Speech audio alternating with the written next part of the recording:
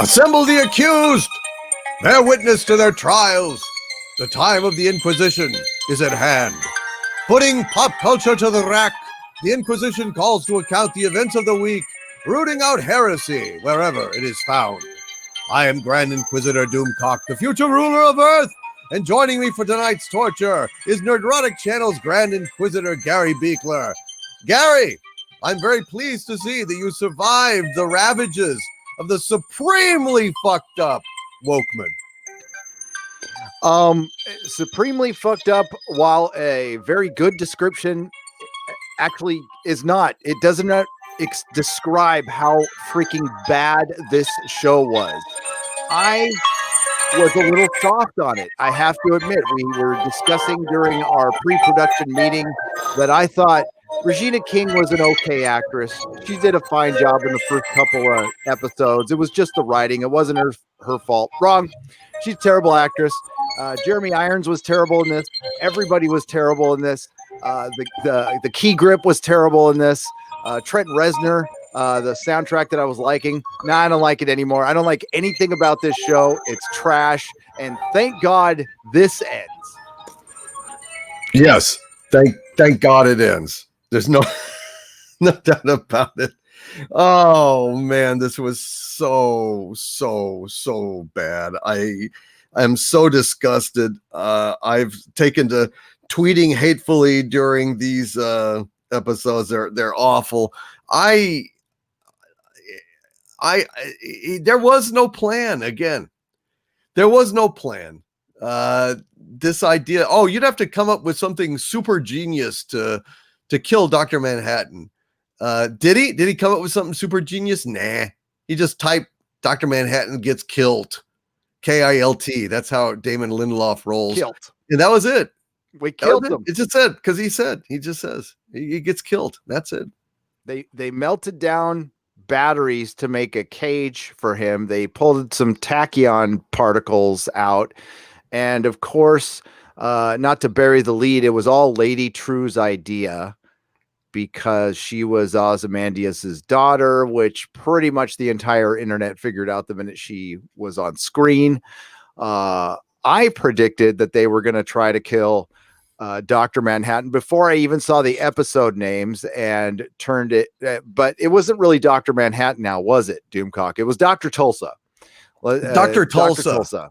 That's right. He's a relative of Jake Soywoker's, and yeah, he's just basically kind of a blue guy, hangs around, and well, there was no way in hell that this was Dr. Manhattan. There was no way that was Ozymandias. Actually, I think that was Harriet Mandias. Mm-hmm, yes, actually, it's Ozymandias and Harriet Mandias. It was just from the start to finish bullshit. It was stupid. It was insulting. And if you were waiting for answers, you got them, and they were shit answers. They were shit. It's just, I hate this fucking crap. I hate Lindelof. I hate bad reboot. I hate all of Coos. I hate all those fuckers that come out of that house of no ideas. Yeah, and if you were somehow enjoying the show, and I'm looking at Twitter now, and comicbook.com is tweeting about this, and all these people are probably going, oh, it's so wonderful. Ask yourselves objectively questions about like the ending, the servants who were just left behind, and that was just an open-ended like story that went nowhere. Right. Looking Glass, Party Balloon, who apparently they could only get that actor for a couple episodes because he just disappeared and did nothing. Right. They did an entire episode on him, and he just popped up later in disguise with the Rorschach gang, who, by the way, was a bunch of dumb hicks who thought they stole stuff from Lady True, but she was letting them. And remember, this was supposed to be the backdrop. This was supposed to parallel the original Watchmen and be the backdrop to the terror that was thinking about nuclear annihilation. But it was supposed to be some kind of study into police brutality and white supremacy. And they even forgot about that plot for a little while. And then they brought it back and it was dumb. And they literally, before the dumb hick was going to become Dr. Manhattan, said yeehaw. They went yeehaw before That's they right. started. They did. He went yeehaw. And he was going to go riding out there beyond the horizon to go ahead and get zapped. Let's get blue, folks. Let's get blue. That's what we're going to do. This was SJW porn. Like, Yeah. I can see SJWs like busting a nut over this. It was so predictably awful. You could, pick out that. Listen, there might have been a story in there that would have been compelling if somebody talented written it, that somebody from Vietnam would want to take a revenge against Dr. Manhattan. Sure. Again, if there was somebody talented. And, I want to start this out by like Damon Lindelof, be the change you want to be. Apparently he feels like he needs to write like this to keep his seat because he is a white guy in Hollywood. Be the change you want to be. Give it up, because I know there is a woman, or I hate this term, but a person of color, like you said earlier in the pre-production meeting, out there that could have written a better story in their sleep than this. So Yep. it's bad enough that there's a Watchmen sequel, but I can just look at this the same way I look at Before Watchmen, Doomsday Clock. These things don't count. They're still the original Watchmen, but if this remains the best example of everything wrong with Hollywood today. You wonder how much worse it could get. We had Terminator Dark Fate, which was bad enough. This was worse.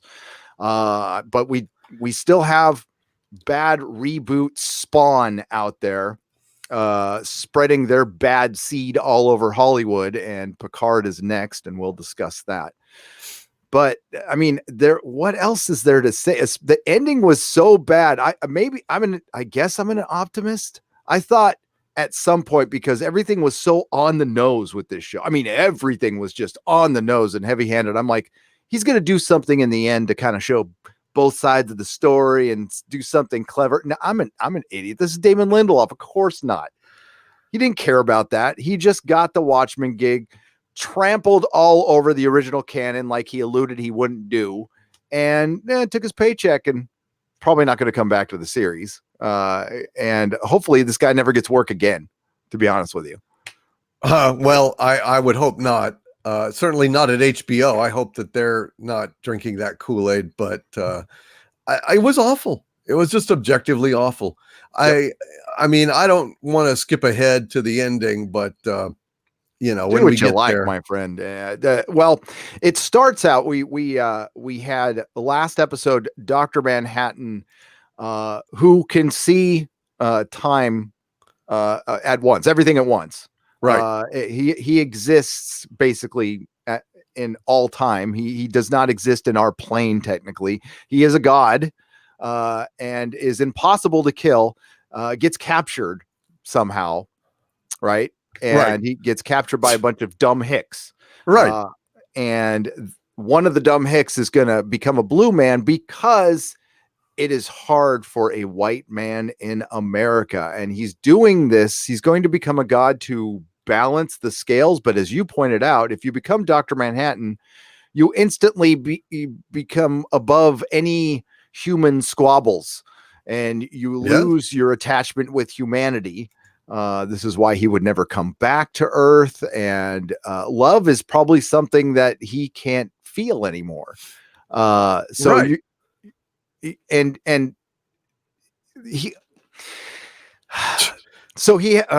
have to skip to the ending. So they explain why he did this. It's about as good of an explanation as the end of Star Trek Discovery, when Spock, it never brings up his half sister because it's classified. It's somewhere in that realm. It's just ridiculous. So, and it's really typical and basic superhero fare where you have to have a bunch of people gathered to witness the bad guy reveal their evil plan. And it turns out Lady True was behind everything. How was she behind everything? Apparently her mother was the help at Ozymandias's mansion.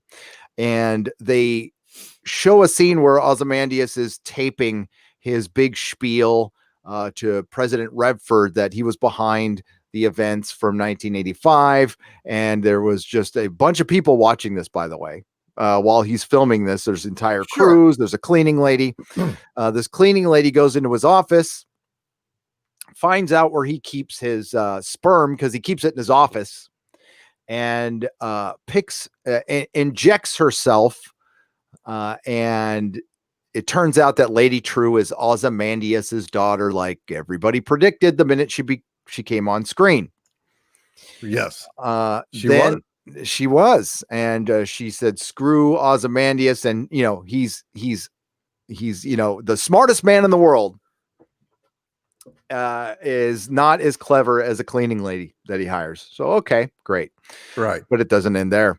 Go ahead. Yeah. No, go on.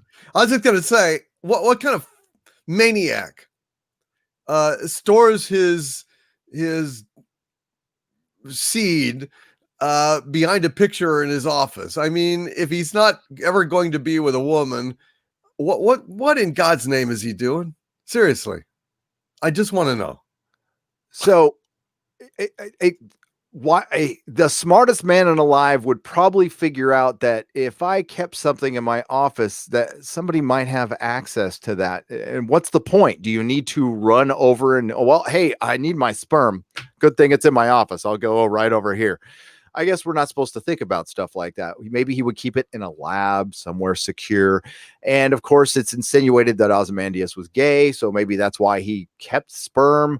But you know what? As a guy who wanted to save humanity, but needed to trick them because he thinks they're all beneath him. Why, for one, at that age, wouldn't he have had a kid already if he was thinking about it?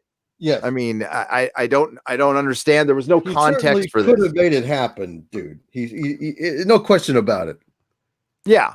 So this was just all. This wasn't. You were right. This wasn't thought about. What this show was they took the Tulsa events and wanted to craft a superhero show with a message around it. So they decided to go in, like, the agenda was first and plot was second. And it's obvious. And they just, I won't say crafted. That's too kind of a word. They packed not even a story, just words and things and actions around this agenda to, I don't know, to try to produce something that would win awards and make critics very happy. And of course it did. They hit all the right beats for all the right critics in the access media, and they just love this thing to death. Oh, it's adorable. It's the greatest. It didn't get nominated for any Golden Globes, thankfully, but who cares about those anyway? So we get to Ozymandias, who is on the moon of Europa, and he abandons the help. Not Right. without trying to, of course, he has to catch the bullet because we have to have a Watchmen Menberberry as the warden comes after him, and then he kills the warden and then just leaves in a spaceship sent by Lady True. And what he spelled out in dead bodies on Europa was "Save me, daughter." So we have a scene of Lady True going to Ozymandias's pad in Antarctica, and she reveals herself to be his daughter. He says, "I'll never call you my daughter." And then she, says she knows all about his plan. Doesn't say how she figured any of this out. She's just smart. So we don't need to show any of these things. We just tell you things. It's very Alex Kurtzman. It's very Bad Robot. Again, this is all from the bad seed of Bad Reboot. So she figured out his entire plan. She, compliments him a little bit, but she's being a little patronizing because she knows she's smarter. They really come close to saying, she does say, "You're limited because you're a man." They did have to get that, and she concocts her plan of, she tricks him into thinking, I want to get Dr. Manhattan to get rid of all the nuclear bombs. But of course, this is all part of her nefarious plan to build the millennial clock, which we're going to call, which turned into a big nothing as well. I mean, it was supposed to be part of a plan, but it was just dumb. What the hell was it supposed to do anyway? It was supposed to transfer the power of Dr. Manhattan into her, I guess. And that's where the big orb came. Didn't that come from the clock? Yeah, I thought it came from the clock, but it was very confusing. Yes. Oh, and she watches him she watches Ozymandias preparing the little squids, I guess, or whatever he drops on various cities to keep people scared about the events from 85. And he talks about having an algorithm that's always changing, so some sleuth can't figure it out. But then Lady True says, well, I figured out where Dr. Manhattan is. So I one-upped you there as well. And oh man, she's so smart and she's so stunning and brave, and you slay queen. And Angela, our main character, is relegated to having a firefight with like 25 members of the Rorschach gang, and she beats them easily. I mean, come on, because the 48-year-old substitute teacher is a complete badass. Oh, sure. Yes. Oh, sure. So this is like half the episode. So then we catch up to the caught Dr. Manhattan, Senator Keene's son, who I can't even bother to remember because he's only been in a couple episodes. And it seems like, oh, by the way, Laurie Blake has been trapped for 2 episodes. I lost count. So she's still tied. She's been tied to a chair, for 3 or 4 episodes. Sure. And she's still there. He monologues how he's going to become Dr. Manhattan and tip the balance scales back to do something. I don't care. And they're going to kill Dr. Tulsa. And Angela comes in after fighting off the 25 members of the Rorschach gang. We also find out that Party Balloon is there. When 3 episodes ago, when we ended the episode after a decent episode of his origin and everything, and it showed members of the Rorschach gang going into his house to take him out. Off screen, he beat all of them and then infiltrated their gang, and is there next to Angela, telling her to be quiet, don't do anything. And they just sit around and wait. Lady True gets ready to go and become Dr. Tulsa, Mrs. Dr. Tulsa, or Professor Tulsa, or whatever. And she wants to have her dad there. So the bronze statue that I thought was Ozymandias was indeed Ozymandias the whole time. He was just there. And they melted him and got him up to speed. And she told him what her big diabolical plan was. So everybody's there. Laurie Blake, the original Senator Keene. And so Senator Keene's son goes into the chamber. The change happens and he gets blown up and turned into jelly. His blood goes under the cage. The cage, by the way, is melted down lithium batteries, and somehow that keeps Dr. Manhattan here. And I'm skipping a couple of things that don't really effing matter, because believe me, when we get to the end, it doesn't matter. He uses the blood to teleport away Laurie Blake, Party Balloon, and Ozymandias to keep them safe, sends them back to Ozymandias's office. But he keeps Angela there because he doesn't want to die alone, and he's scared. He's scared, and he doesn't. The god at the end of Watchmen, who had for a moment found his humanity through Laurie Blake, right? Through Laurie Blake, is now in the same room with Laurie Blake and doesn't even acknowledge her. No, doesn't even acknowledge her. Because he only has eyes for Angela. And Laurie Blake looks at him and doesn't even notice that he looks different. And remember, they set up that, she's got a big blue dildo and still has a thing for him. And, sure. And that, they didn't cover that at all. They didn't have a moment together. Nothing. Nope. And there's a reason for that, but we'll talk about that later. So, so Ozymandias decides to stop Lady True from becoming Dr. Manhattan. Apparently her plan is to become Dr. Tulsa and make the world a better place. Sure. But we can't have that because she's bad and she's a raving egomaniac. Although when she becomes Dr. Tulsa, she won't be anymore. She'll be above all that. But no, she's a woman, so she'll probably keep it. But it doesn't matter because they don't get that far. They take the little squid, and their big plan is to drop it on Tulsa. And I guess Ozymandias did something so they wouldn't freeze on the way down, and he undoes that. So it's like a little Gatling gun of frozen, basically squid hail, and that's how he stops Lady True. She ends up dying. Oh, and Dr. Manhattan dies. By the way, they kill Dr. Manhattan.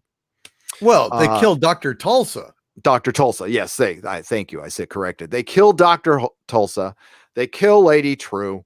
All the police, the masked police, like the Red Scare and Pirate Jenny, who said 3 words this entire series, didn't do anything. They just showed up, pulled their guns out, and didn't die. Lady True's little clone mom daughter lives. Angela lives, and somehow when she's running from this freezing squid hail, she makes it into the theater where she sees Granddad, and they have all of a sudden this quiet little moment. And it reminded me again of Star Trek Discovery season 2, when there's all hell is breaking loose, but we have a quiet moment for like 10 minutes on a platform in deep space where Spock and Mikey Spock can have a dramatic moment together. And the same thing happens between the Granddad and Angela. He said he's sorry that Dr. Manhattan's dead, even though it's his fault. And it turns out it was Dr. Manhattan's plan altogether. And there's a reason he did this, though. So Dr. Manhattan wanted to die because he loved Angela so much that he wanted to give her his power. Oh, isn't that sweet? That's just so sweet. It's like the gift of the Magi if the Magi were fucktards, but go ahead. No. And Ozymandias gets arrested by Laurie Blake and Party Balloon. Laurie Blake doesn't talk about Dr. Manhattan dying in front of her, nothing. She just says she's changed now, and that's it. No mention of Night Owl, by the way, which was what lured her into Tulsa in the first place. The Senator Keene had offered to let Night Owl give him a pardon if she would go out and work the case. No mention of the FBI anymore. Like, everything was forgotten at the end. So when you see, listen, I don't like this because it tramples all over canon. It craps all over the original work. But objectively, this was the dumbest. This was a Star Trek Discovery dumb ending. And if the critics are out there calling this some kind of tour de force, which is what I saw one say, a tour de fart. That's what it was. It was so shitty. Nothing was revisited. It was made to be one season. Oh my God. If they make a second season of this will be hilarious. Hilarious. Yeah, it was so bad. I love how at the end, Laurie arrests Adrian Veidt for murdering 3 million people with her smug, insufferable fucking look on her like Botoxed face. And Ozymandias basically is like, what? How dare you? How dare you? Blah, blah, blah. And then Party Balloon whacks him on the head with a wrench from behind. This is so ridiculous. It is like really one of the worst canon violations of the whole thing. Yeah. Because Ozymandias is like Batman in that Ozymandias was the perfection of the human form in terms of not only mentally, but physically. He was a physical specimen. Now, one could argue, well, he was in his heyday, but unfortunately, of course, time has passed and he's old now. Well, sorry, but they just showed him catch a bullet out of midair like he did in the comic. So Sorry, that excuse doesn't fly because you went ahead and you used the same thing that happened in the comic. That means his reflexes and skills have not faded. So you're telling me that Ozymandias, who can catch a bullet, can't handle an old lady with a giant blue dildo. Ozymandias, who killed the comedian. Ozymandias, for one, I get on Regina King. I'll get on Jeremy Irons as well. Jeremy Irons is built like an aging actor. Like he looks exactly what an aging actor would look like, ascots and all. He doesn't look like an aging superhero who was at the absolute peak of humanity, again, mentally and physically, who could take a punch or Laurie Blake could have connected and he would just, move in a way where it would do the least damage. And yeah, oh, by the way, she was in on it too. She was in on the crime too. And he brings that up and I guess she's just going to get away with it. It's 3 million people. That's what he She's said. going down too. But no, I guess she's going to get away with it or something. Ozymandias could have handled both her and Party Balloon, no problem. Yep. No problem. Yes.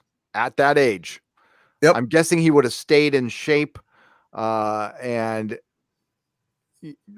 unless he just, they're trying to insinuate that he let himself go because he's such a man. Yeah. There's no assumption having to be taken, Gary. He caught a bullet. He caught a bullet and plucked it out of the air. That means that he is every bit as good as he was. Sorry. I mean, straight up, that's it. That's all we needed to know. So no excuse will work. None. No. Yeah, that was terrible. Unbelievably bad. And I mean, I think maybe I'll just go ahead and read a few of my tweets. Please do. And here were the tweets that I sent out during the episode. I do that when I get too angry and upset. I mean, I have to say something. I have to say I get too angry. So here we go. If I may interject at this juncture, fuck HBO's Wokemen. It's shit. Hashtag HBO Watchmen is shit. Then I followed up that gem, that rhetorically succinct gem, with a love how Lady True Success is based on theft. So Ozymandias kept sperm samples in his office and Lazy True's mom stole it and knocked herself up. Perfect analogy for Damon Lindelof stealing Alan Moore's sperm in order to create Wokemen. Glory stolen by a hack. Hashtag fuck HBO Watchmen. And then I tweeted out, because I was on a roll, question, how do you kill Dr. Manhattan? Answer, hire a bad screenwriter who will ignore the fact that you can't kill Dr. Manhattan. Can't because he would see it coming a mile away, because he can put himself together when disintegrated, because he inhabits all time and space. Hashtag fucking hack. And finally, a little love letter straight to Damon Lindelof himself. And by the way, Lindelof, among the many works of genius you've repeatedly defiled in your dogged pursuit of mediocrity, none is more offensive than your abuse of Mozart's Requiem. The Lacrimosa is one of the loveliest pieces ever created. Fuck you, you fucking hack. And there you go. I don't know what else I can say. I am so goddamn sick of listening to Mozart's Requiem, of him invoking the Blue Danube from 2001, and before that Vienna, when the spaceship comes down. Fuck you. All the cultural appropriation, all the artistic perversion associated with your garbage. You are a scumbag, sir. That's what I think. I can tell when, listen, we all have layers of anger, but I can tell because sometimes you can be funny angry. Sometimes I can be funny angry, but after watching this, I don't know. After Star Trek Discovery, I laugh. I have to at this point, especially after 2 seasons. This was just, oh my, again, everything wrong with Hollywood. I marvel that people like this. Fine. I don't know how you could possibly like this. Objectively, it is just bad writing, plot holes everywhere, red herrings, shaggy dogs, whatever you want to call it. It's full of it, just like HBO. And it's joyless, and it was mean. And like I've said before, and you have too, Watchmen is a dark story, but it's got it's still fun in a way. It's magnificent. Yeah. I mean, it's a joy to read something of that artistry and complexity, with the characterization and with the superlative cinematic feel between the frames. It was a remarkable piece of work, and it was a brilliant idea of Moore's to have 9 panels a page. 9 panels a page, 9 panels a page. So then when they open it up, it had a real impact. Otherwise, it was having a rhythm like a storyboard. It was kind of a masterpiece. And for Lindelof to just come in there and repudiate all of it, just cast it off, destroy the canon, and then to go ahead and pass judgment on the entire genre, when it's like, what was it that he said? People, why did you have me wear a mask? He says, because people who wear masks are, what was it, evil? Or no, I think he said they're true, they're the true selves. No, he said something cutting. It was a put down of people in masks, as I recall. I can't recall the exact phrase because I can't either. I thought maybe I misheard it, but I will find out for you. Because I was too disgusted to take notes or anything, No, I couldn't too. I just wanted it to be over. Exactly. I just wanted it to be over. I'm so happy we're just going to be able to crap on Star Trek and Star Wars and the Inquisition, especially after watching The Expanse. Something so good, and having to follow it with this is just whoa. But I'll figure it out. I'll get the answer to this question. Yeah, because that's what I recall.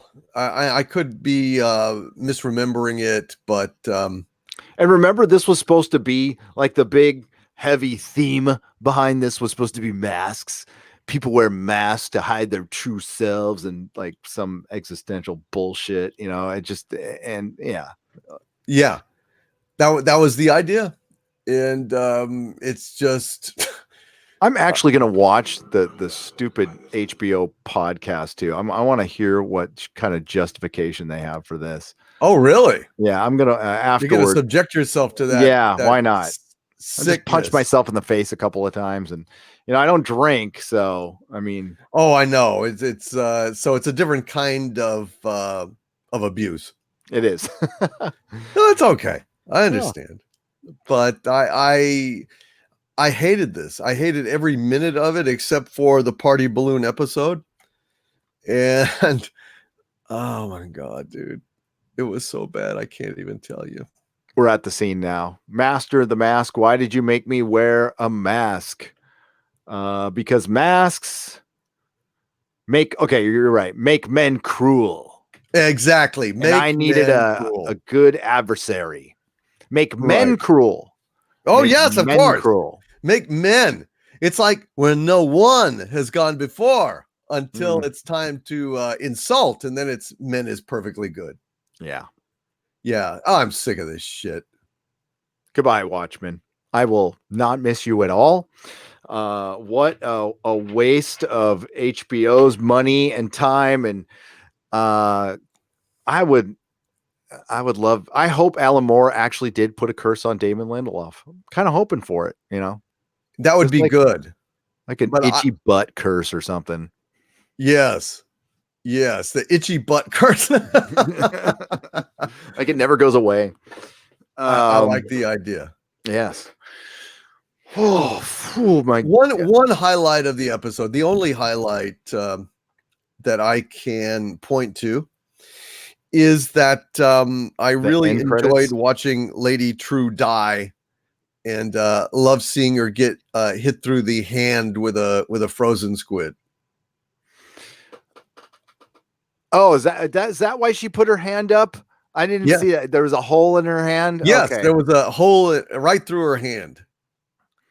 And of course, she's too like cool and everything to actually react in pain or anything. Yeah, what was the point of her? The only reason she was there was to make Ozymandias look dumb. That's the only reason her character existed. That's it. I mean, and I'm serious. The ending was Grandpa who killed Judd, and they made an entire episode around Judd, and it was supposed to like mirror the comedian's murder, and it meant nothing.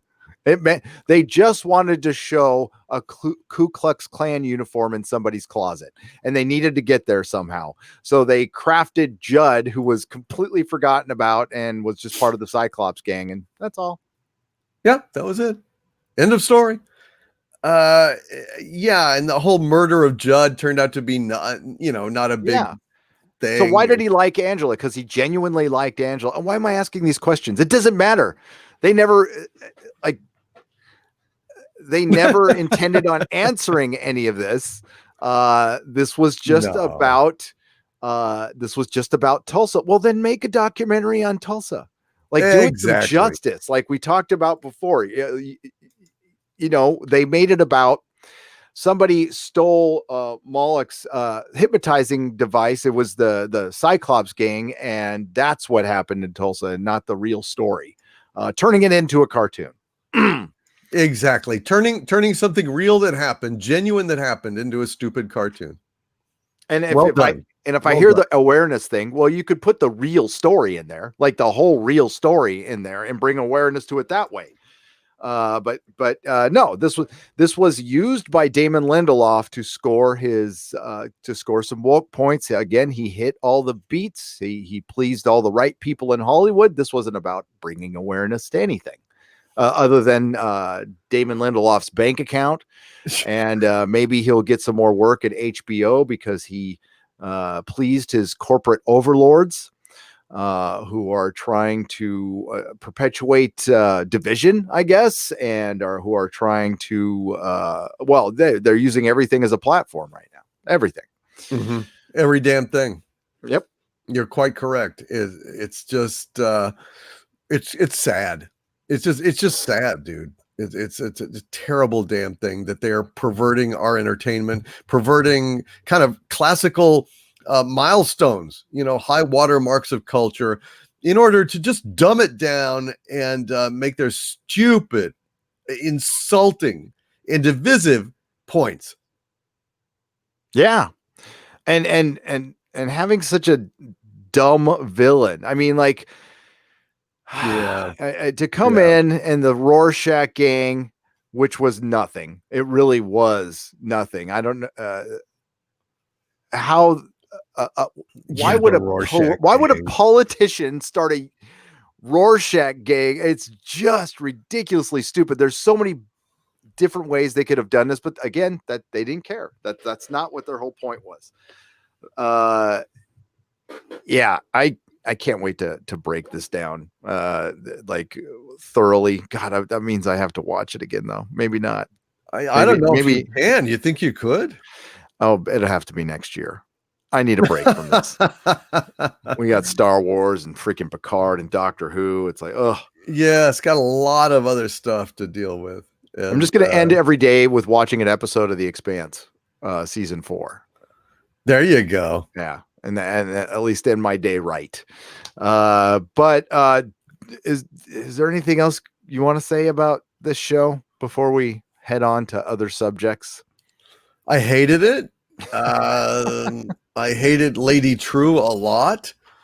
It just skirts the whole thing about Dr. Manhattan and Ozymandias, where he says, Dr. Manhattan sent me here 8 years ago. It's like, yeah, at your request, dumbass, at your request. and you set up the stupid warden thing. I don't know. I really hated every minute of this thing. It was garbage other than that one episode. And I don't even know. So Dr. Manhattan came from deep space. No, he was still there. He was still around, right? No, he was gone. He was gone. So he came back Because of Angela. Because of Angela. Because he sensed something. Like, what brought him back? That she was the bestest ever. She was. Oh my God. And he just fell in love with her. Discovered his own humanity, and he loved her so much. He wanted to give her his power. Well, why didn't he just fucking do it then? Yeah. I mean, why didn't he just do it? He even says earlier that he could probably transfer his power. Does he have to die to do it? And well, he didn't say that. He put it in his stupid egg. And then he doesn't tell her. Oh, by the way, Angela, go and eat that egg, that raw egg, the one that survived. So how would he be sure that she would get it? You know? Yeah. I mean, he could have just told her. Hell, he could have just done it years ago. Just say, look, these guys are going to come kill me. And I just think it's best if I turn this over to you or whatever. Come on.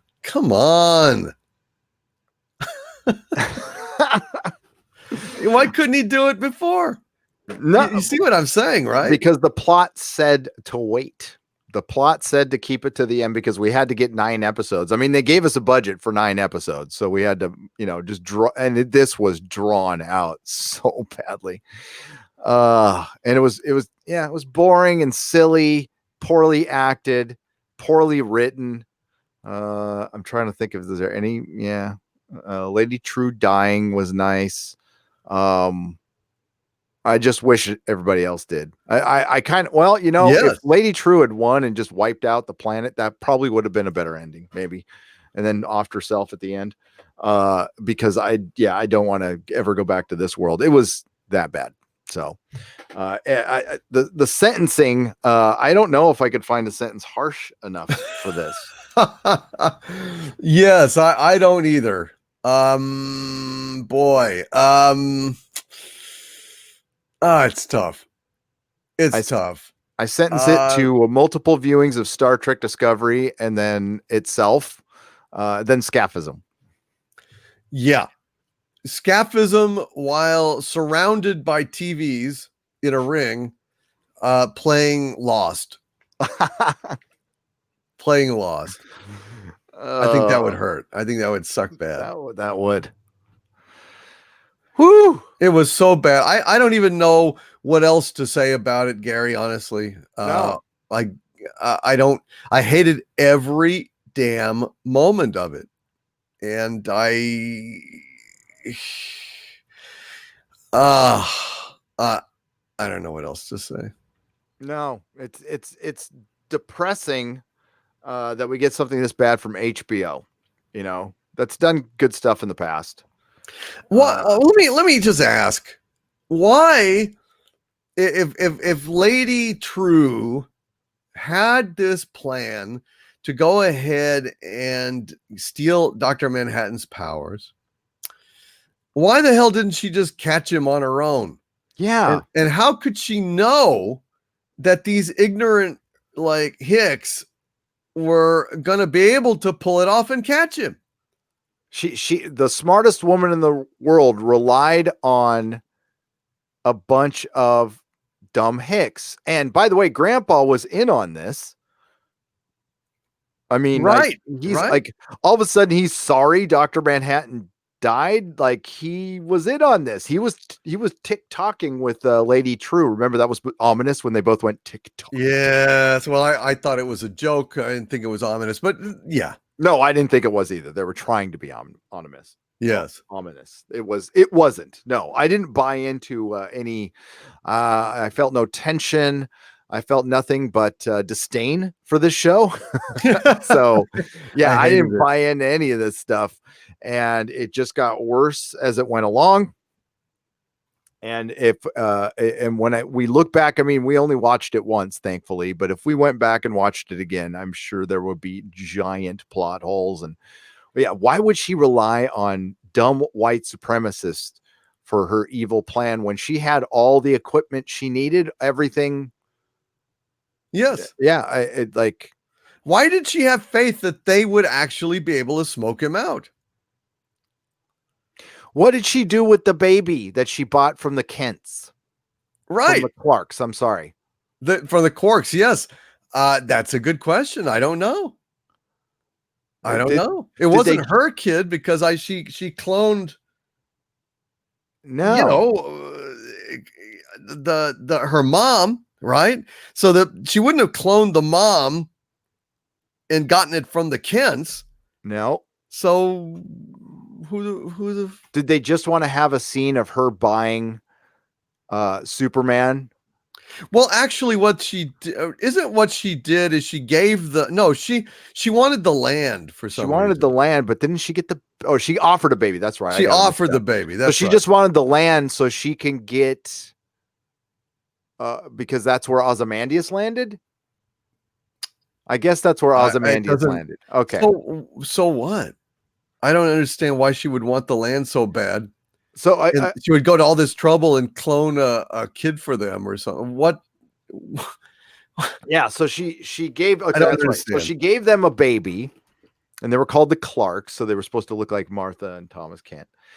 And something went crashing down on their land, and I guess we were supposed to think, that's what I thought, was like it was Superman or a baby, but it was actually Ozymandias, and she just wanted to buy the land so she could scoop up her dad. Couldn't she just do that anyway? Like, what was the point of that? Well, see, that's the question. That's what I was asking you. Yeah. I don't know. I don't know. And that's the problem. What the hell was it? Why? That's what I want to know. I think the why was they just wanted to show a scene like mirroring Superman, and they wanted to show Lady True just being smart and I don't know, mocking the Superman origin. Right. Degrading it. Sure. Degrading more superhero origins because they're silly and whatever. Because that's what we do now. We're degrading the past, mocking the past. Again, it's everything that's wrong with Hollywood. Instead of, and we're talking about past stories, superhero stories. I'm not talking about historical past or any of that political bullshit. Just mocking superheroes and Watchmen. And you know what? Watchmen's a lot of things. It wasn't mocking superheroes. It was just turning them upside down. It was an evolution, honestly, but there was still reverence in there. I mean, a respect for history and and an interest in I would say validating kind of a real world could they work in the real world essentially? Yeah. And I think yes they could. And Alan Moore was convincing in a way that still felt like a superhero story. This never felt like a superhero story at all. It felt like a weird cop HBO drama. And that's it. And it never played better than that. And I didn't buy any of these people, even Party Balloon, as good as he was, being a superhero. It just looked like a bunch of middle-aged actors, kind of frumpy, in a slice of life tale in Tulsa, Oklahoma, the center of everything. And that turned out to be nothing either. Like, if like some giant, wormhole was opening up over Tulsa or so, I don't know. All the things you could have done with a Watchmen sequel, like actually give an adversary to Dr. Manhattan or something. I don't know. Nah. No, So, there was nothing truly clever in this. It was just very, very precious.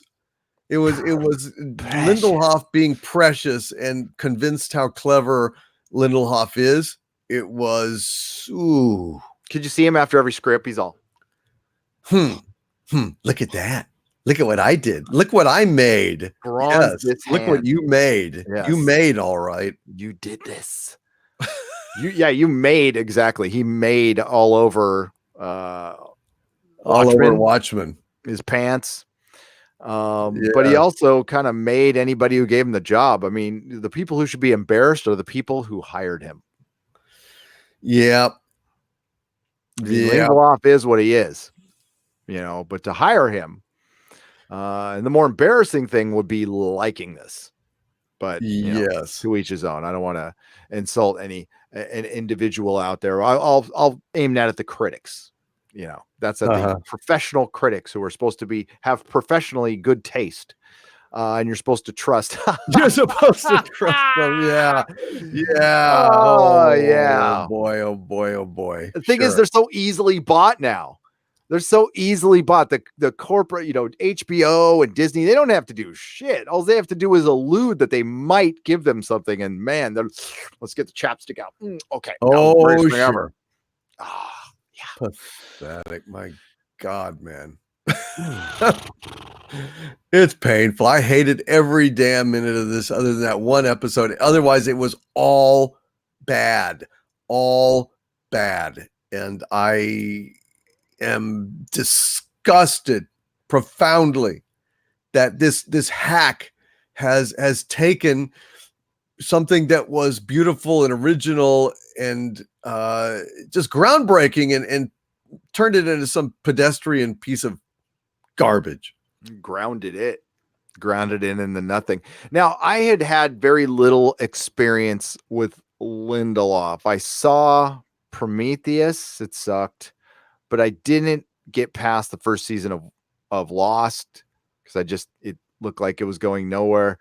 And I watched a couple episodes of Leftovers, didn't think much of it. I had a bunch of people coming into that comic shop I used to own that I never mentioned, telling me to watch it. And I never did. I did because Chris Eccleston was in an episode and I'm like, it's cool, but it didn't, grab me. But I mean, you watched all of Lost. So yes, I did. This guy, and he essentially ran that show, I guess. Yep. Okay. He was with Coos. Okay. The both of them did. Oh my God. The guy who's going to be writing Hitchhiker's Guide to the Galaxy. Believe that shit. I hope. Are you excited? You excited now? No, actually, I'm not. As we discussed earlier, anything from Bad Robot now just automatically sucks. Now I'm completely down on the Lord of the Rings series because it's got two people writing it who worked at Bad Reboot. Star Trek Picard, I'm pretty sure is a guaranteed suck at this point, and then we'll get into that in a little bit. I don't want anything to do with anything Bad Reboot. If I see that on anything, it just automatically sucks. It's a stamp of suck. Damn guaranteed. Right. Damn right. I mean, before I even started my channel, I had vowed that I wasn't going to watch ever anything by them. I stopped to watch. I pulled up Jack Ryan on Amazon Prime. And I started to watch it and then realized, oh, wait a minute. Coos is working on this? Yeah, no thanks. No. So I cut that out. And time is valuable. Time is valuable. And if you're like, you know what, maybe they'll write something good, but I don't even want to waste my time figuring it out. I don't care that much, especially when you're burned that bad once. And yeah, so I don't even think I'll not even to review. I don't care about clicks. I will never watch anything Damon Lindelof is even loosely associated with again, ever. I would prefer not to. I mean, this was a thing that I think we were obligated to watch because we needed to sound the alarm and report on it. But damn, dude, this was disgusting. You get like I don't know. I don't want to disrespect any medals. You get an internet medal of honor for sitting through this one because whoa, it was bad. And these are hours of my life I will never get back, and you won't either. Hey, anybody in the chat, how many of you saw Watchmen? Just hit F if you saw it. Or no, not F. God, I always started that wrong. Yes, if you saw it, no, or just Y, and no if you didn't. We did this last week, and most people didn't. How many of you out there actually watched it? I'm curious. Yes, that is a good question. And I'd be very interested to know. And then we're going to move on to different subjects. Screw Watchmen. It's over. Thank God. Thank God. Next week, we're back to the Inquisition, just covering news. The next show we will cover on the Inquisition that airs on Sunday, I believe, will be Westworld in April. That's not till April, and that's only an iffy start date. I'm not 100% sure. I'm guessing on that one because that show comes out like every year and a half, I believe. Mm-hmm. So, all right, let's and we'll get us some super chats in before we get to Star Trek news, because we got Star Trek news. And then Star Wars. So Ruin of House Roundhead, $4.99. The Witcher show comes out this Friday, December 20th. Yes, it does on Netflix. It should be good compared to the Rise of Skywalker and the Wokemen show. I hope so. I am actually kind of looking forward to it at this point.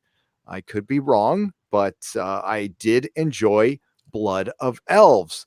I will probably do a review on that book on my live channel or Patreon or something. But I dug it. I thought it was good. I thought it was really good. Mm-hmm. Jaeger bomb for $5. Dr. Tulsa, sorry, not Dr. Manhattan. Dr. Tulsa, looks like a handsome Squidward. SpongeBob. Thank you both for watching this crap so we don't feel free to spoil Roos of Soywalker when it comes out. Oh, I will. According to some, I already have. I think you already have. I don't know. I mean, I'm hearing that a number of my well, I've heard that I almost all got it right. So, which freaks me out that my sources were that accurate, but I didn't know. And I just reported it as rumor, and it's looking like maybe I kind of hit it on the head. Did they give you any specifics or anything, or we're just going to find out when? I guess we're just going to find out. But I just got it from a typical source who said, "Well, sir, it looks like you basically spoiled the whole thing." And it's like, well, in actual fact, if you want to get right down to it, the person who really meticulously dissected this movie was none other than Jedi Praxis. Jedi Praxis continues to post updates on every scene, beat by beat. I mean, I got some highlights and I think I got some great stuff, but oh my God, just the methodical. That guy or gal is definitely inside Lucasfilm and is come on. Yeah, no, the Jedi Praxis was spot on, and it was it started reminding me of Game of Thrones, like a lot of people said. But I frequently went to the Free Folk Reddit for years. And every season that I paid attention to, going back to season 4, was completely spoiled, like every detail. And the closer you got to the show, like the more accurate the spoilers would get. And it looked like the same exact situation with the Rise of Skywalker. When you have these big operations, there's no way in hell you can keep it secret.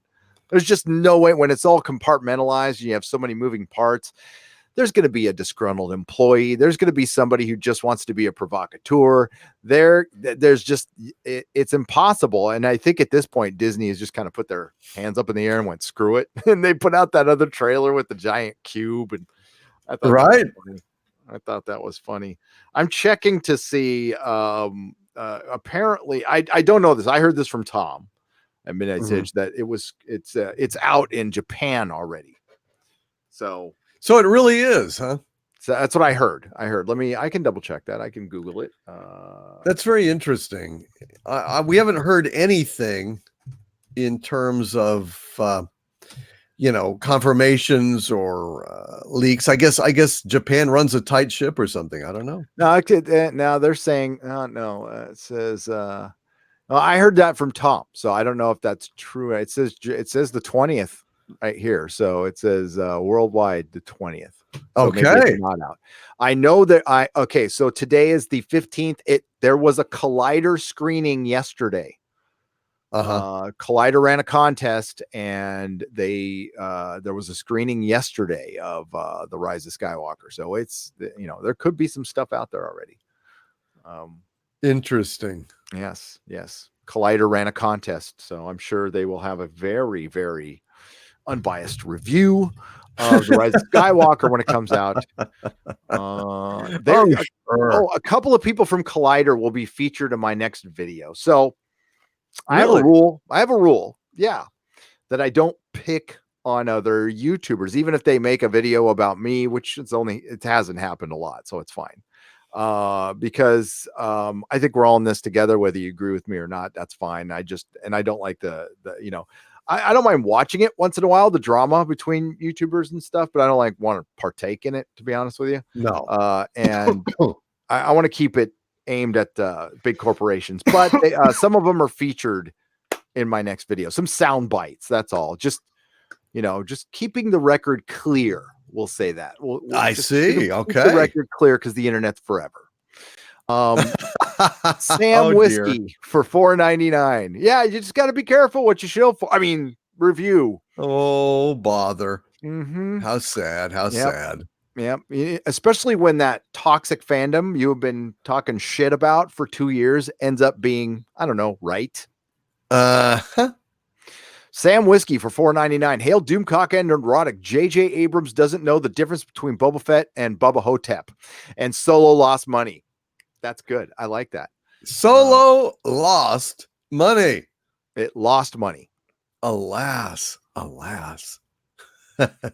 Doomcock. Any box office predictions for the fall of Skywalker? I don't think that they are going to make $1 billion in profit. I think that they will, if they cross the $1 billion line, I think they're in trouble. I think they need more than $1 billion to break even. Agreed. That's my prediction. What do you think the cost of production is? I think it's probably going to be between $300 and $500 million, because of all the extensive reshoots. In fact, I'm not entirely sure they didn't have rounds of reshoots, because if the stuff is true about test screenings and having to get focus groups or whatever it was that they did, which I suspect must be true, because otherwise what would prompt these reshoots? Right. With absent scathing critical reception by test audiences, what would compel them to spend so much money on this shit? You see? Do you think J.J. Abrams has ever shot anything he doesn't love? I mean, he would just do everything on the first take. Mm-hmm. No, I completely agree with you. How you have this much money into a $1 billion franchise, you're not going to try to test this in front of fresh eyes, whether it's friends and family. And we've gone over this.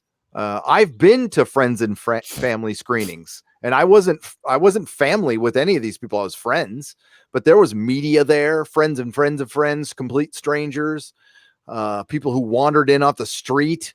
Now, I imagine maybe the Star Wars one was a little more secure, and they could do screenings that you signed an NDA. Doesn't mean people are going to agree to it. But yeah, I find it very hard to believe that they didn't test this at all. So yeah, me too. Yeah, and exactly what prompted the reshoots that they admitted happened, and not pickups. J.J. Abrams knows what a pickup is. That's completely different. So. That's totally different. That is something that they, do all the time, because they're incompetent, and they don't actually thoroughly shoot things like people with limited money do. They figure, we can fix it in post. We can go back and have reshoots or whatever. So they're not really as scared about getting complete coverage as they ought to be. Or the plot changes a little bit, or there's something unforeseen in the footage. But I am absolutely feeling sure that if there were extensive reshoots, they were motivated by something. And I think that something has to be the critical reception being bad by whoever saw it. you can go ahead and say, well, it was family members or something. They're not going to rely on family members. You cannot get an honest answer out of family members. They're going to be concerned about your feelings. They're going to say, oh, well, I thought it was fine. They're not good, and they're also probably not as knowledgeable, and they're not fans. They're just going to be there and to see Daddy's work or Uncle Jar Jar's work or whatever. It's not going to be a statistically viable sampling of the population, so it's almost pointless. They're not going to have reshoots based on the input of friends and family. No, that's ludicrous to even think about it.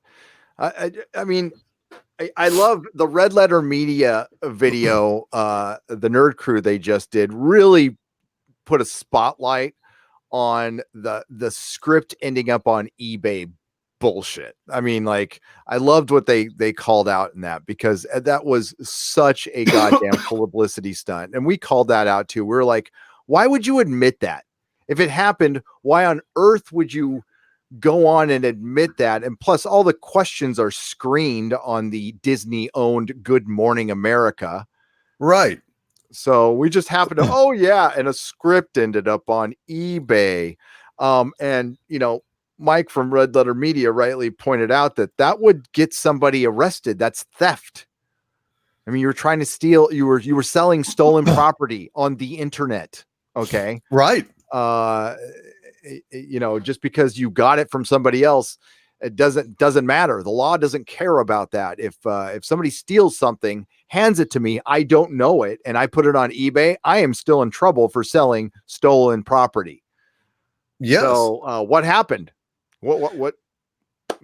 Well, I mean, God, I'm not entirely sure. I put a kind of a bunch of things in my last video about Han Solo coming back as a Force ghost. Turns out it was a Force vision rather than him being a Force ghost per se.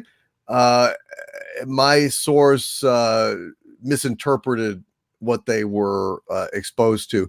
But I also think I put in that my source had said that in all the time that they were at Lucasfilm, they saw exactly one page of script that, that's it. That's it. It was passed around like a holy relic at the time because it was so unusual. So, yeah. That's weird. Yep. So do you think well, I mean, The Force Awakens was kind of written on the go, and they had to rewrite much of that because of Harrison Ford's injury, if I remember correctly. So I wouldn't be surprised. Yeah, Harrison Ford got injured on the set, and it caused them to rewrite a bunch of the film.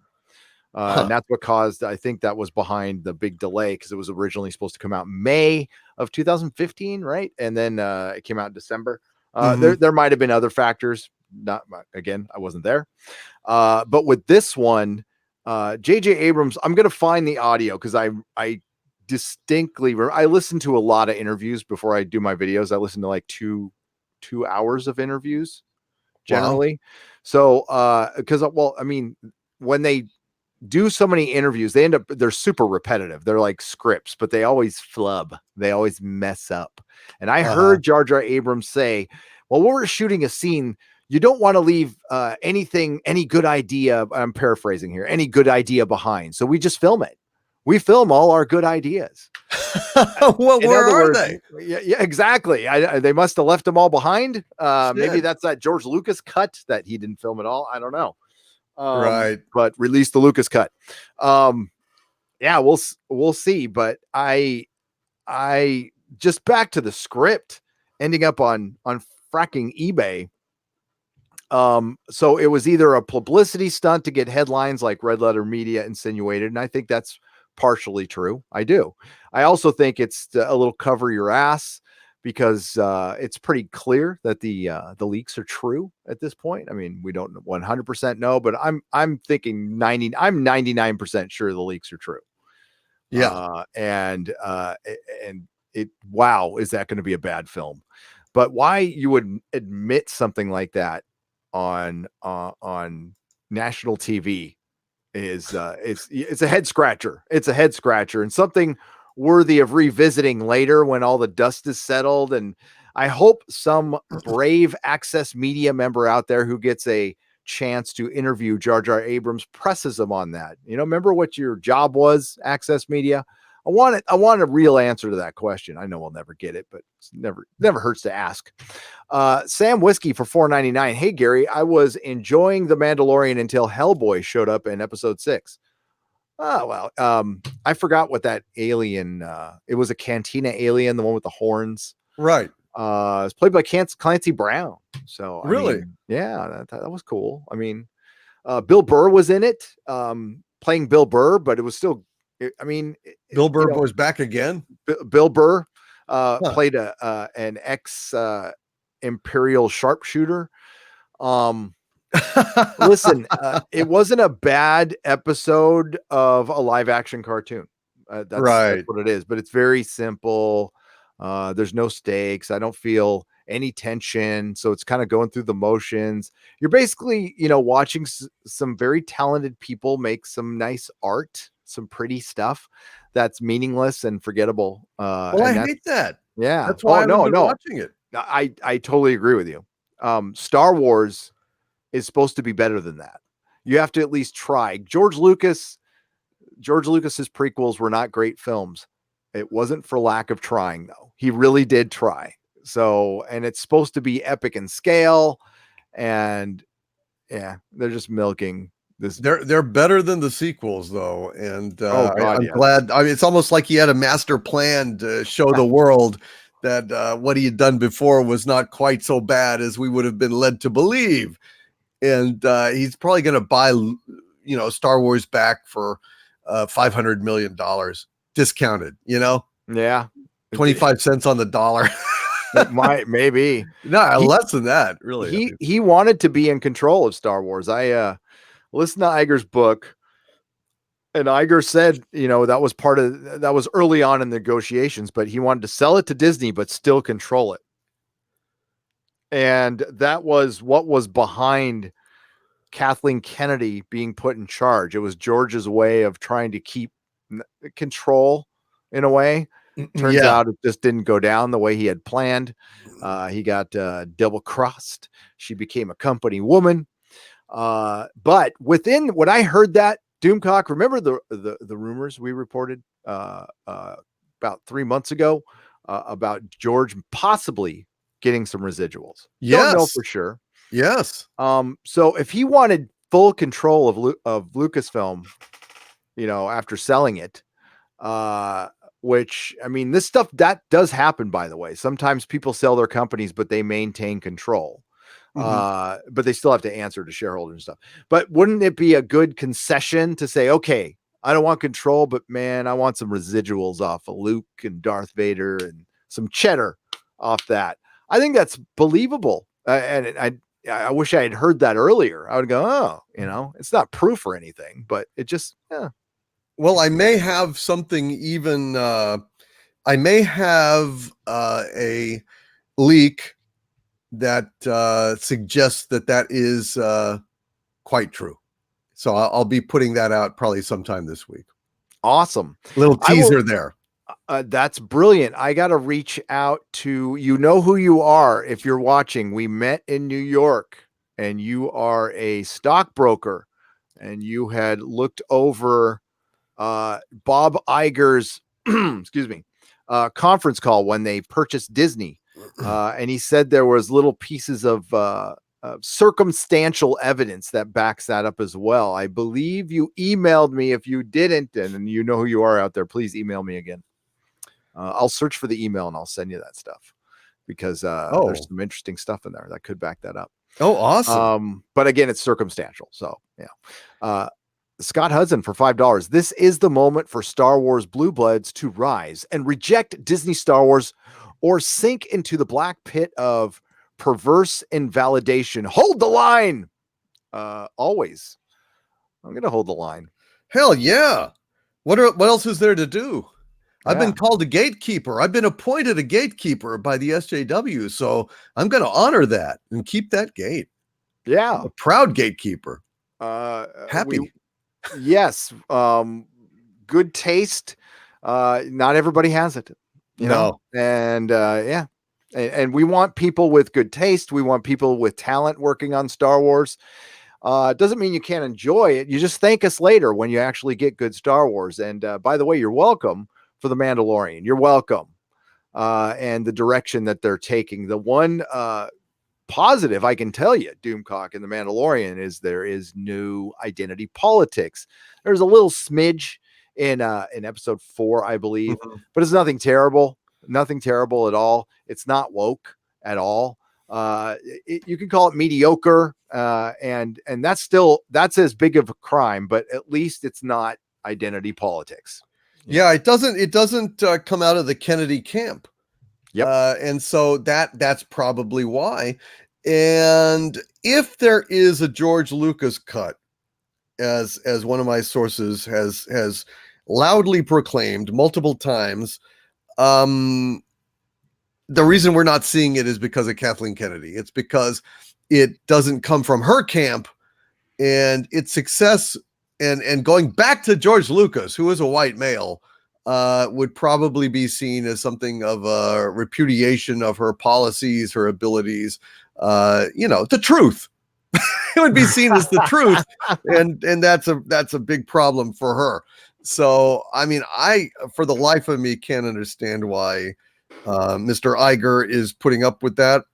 I just to this day, I it seems that you go with the movie that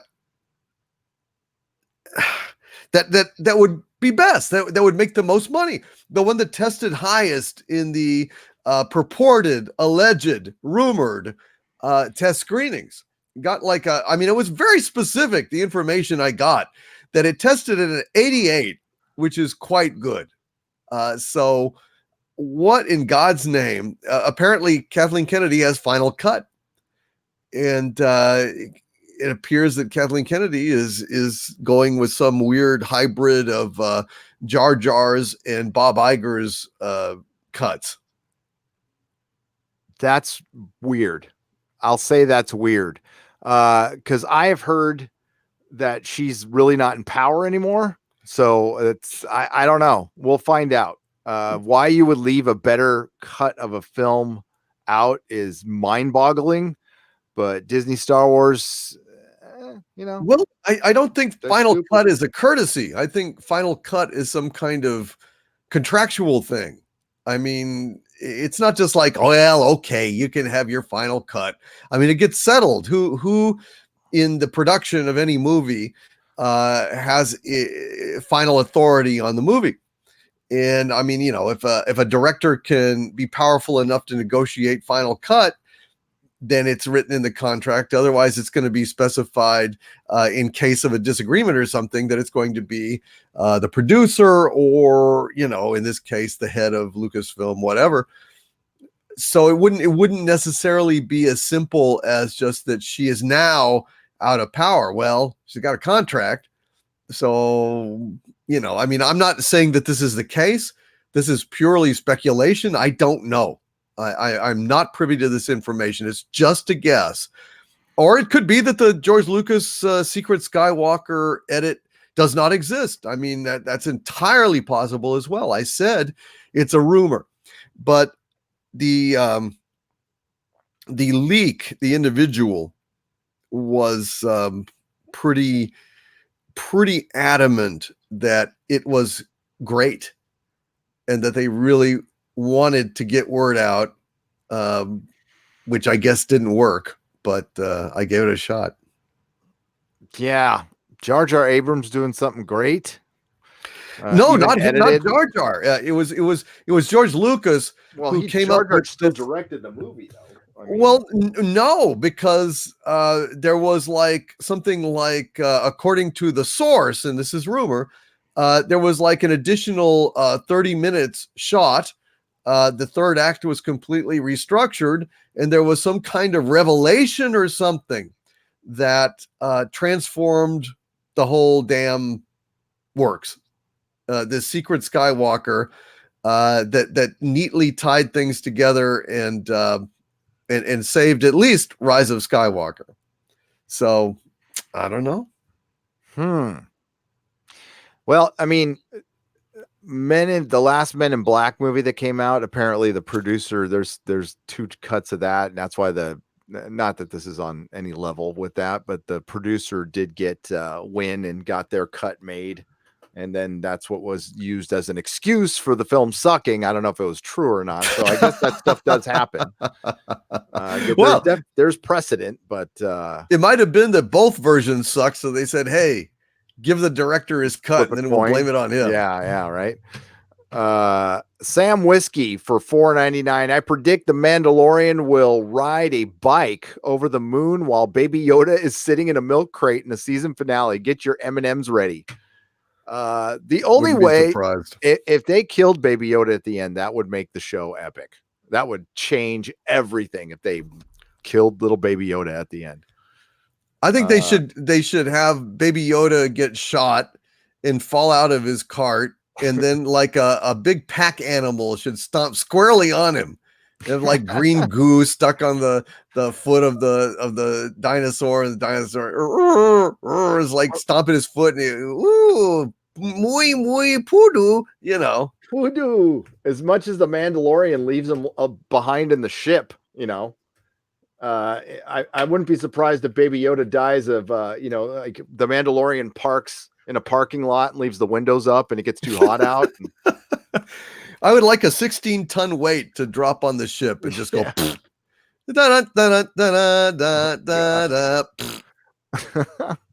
would love that. Pretty much as soon as this episode began, I thought, oh, I can't wait to hear our Lord and Savior Doomcock go off on a rant on this, says Zach Stowey for $5. And you did. It was a mini. I've done many rants on this show, and I'm just kind of numb at this point. I mean, it is a disgrace to the culture. It is a disgrace to not only comic book fans, but to fans of literature, that this unspeakable hack should just go in there. And I said it again, the perfect metaphor for Damon Lindelof doing this series was the janitor stealing the sperm of a genius and shoving it up their wazoos and spitting out a piece of garbage 9 months later. That is just spot on. Damon Lindelof got a hold of a vial of Alan Moore's sperm and shot it up his wazoo, crapped out a script, and this is the result. 9 months later, a complete corruption of something that was great by an inferior talent that has no business making anything anymore. I mean, that Lost was narrative malpractice, just a complete and total shell game perpetrated on the public. They never had any intention of solving the mysteries that they set forth, and it makes me sick. It makes me sick as a dog. Yes, why don't you read that? I just want to read one little paragraph that he wrote.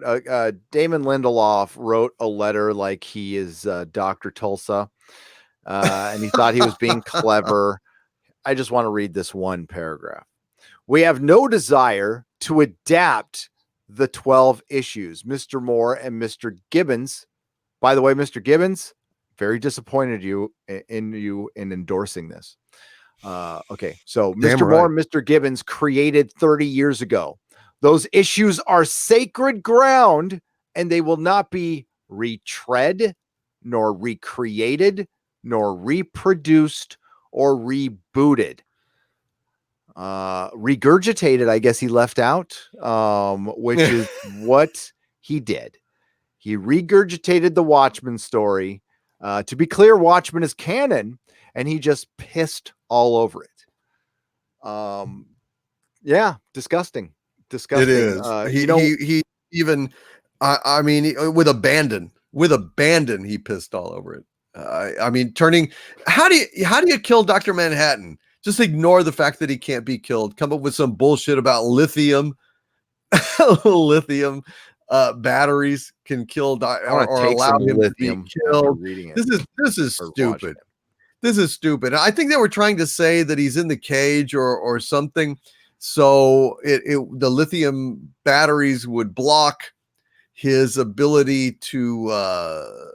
It would be like a dead zone where he wouldn't see what was happening. I think that's what they were getting at. Am I incorrect? Somehow it trapped him in there, I guess. Which is stupid. Why would there's lithium all over the freaking galaxy on other planets? You'd have tons of dead zones then. And it's really stupid, but apparently that's what he's trying to say is that, oh, he didn't know that he was going to get captured. Well, actually, he wasn't in lithium when they zapped him with the cannon, so he would have known that, when he was created. I mean, in 1 minute that he was existing in all moments of time and space, concurrently. I mean, so he helped concoct this plan, which led to the deaths of a few people, right? Just so he could give Angela his powers. Yes. Why didn't he just give Angela his powers if he was going to give Angela his powers? Yeah, you just take the fucking egg and do it, okay? Well, and why? Why do you think that? I mean, if you're so like hell bent that this is a curse or something that you had to come back and fall in love with the bestest woman ever in order to have some kind of meaning, why do you think it's going to be any more of a cakewalk for her?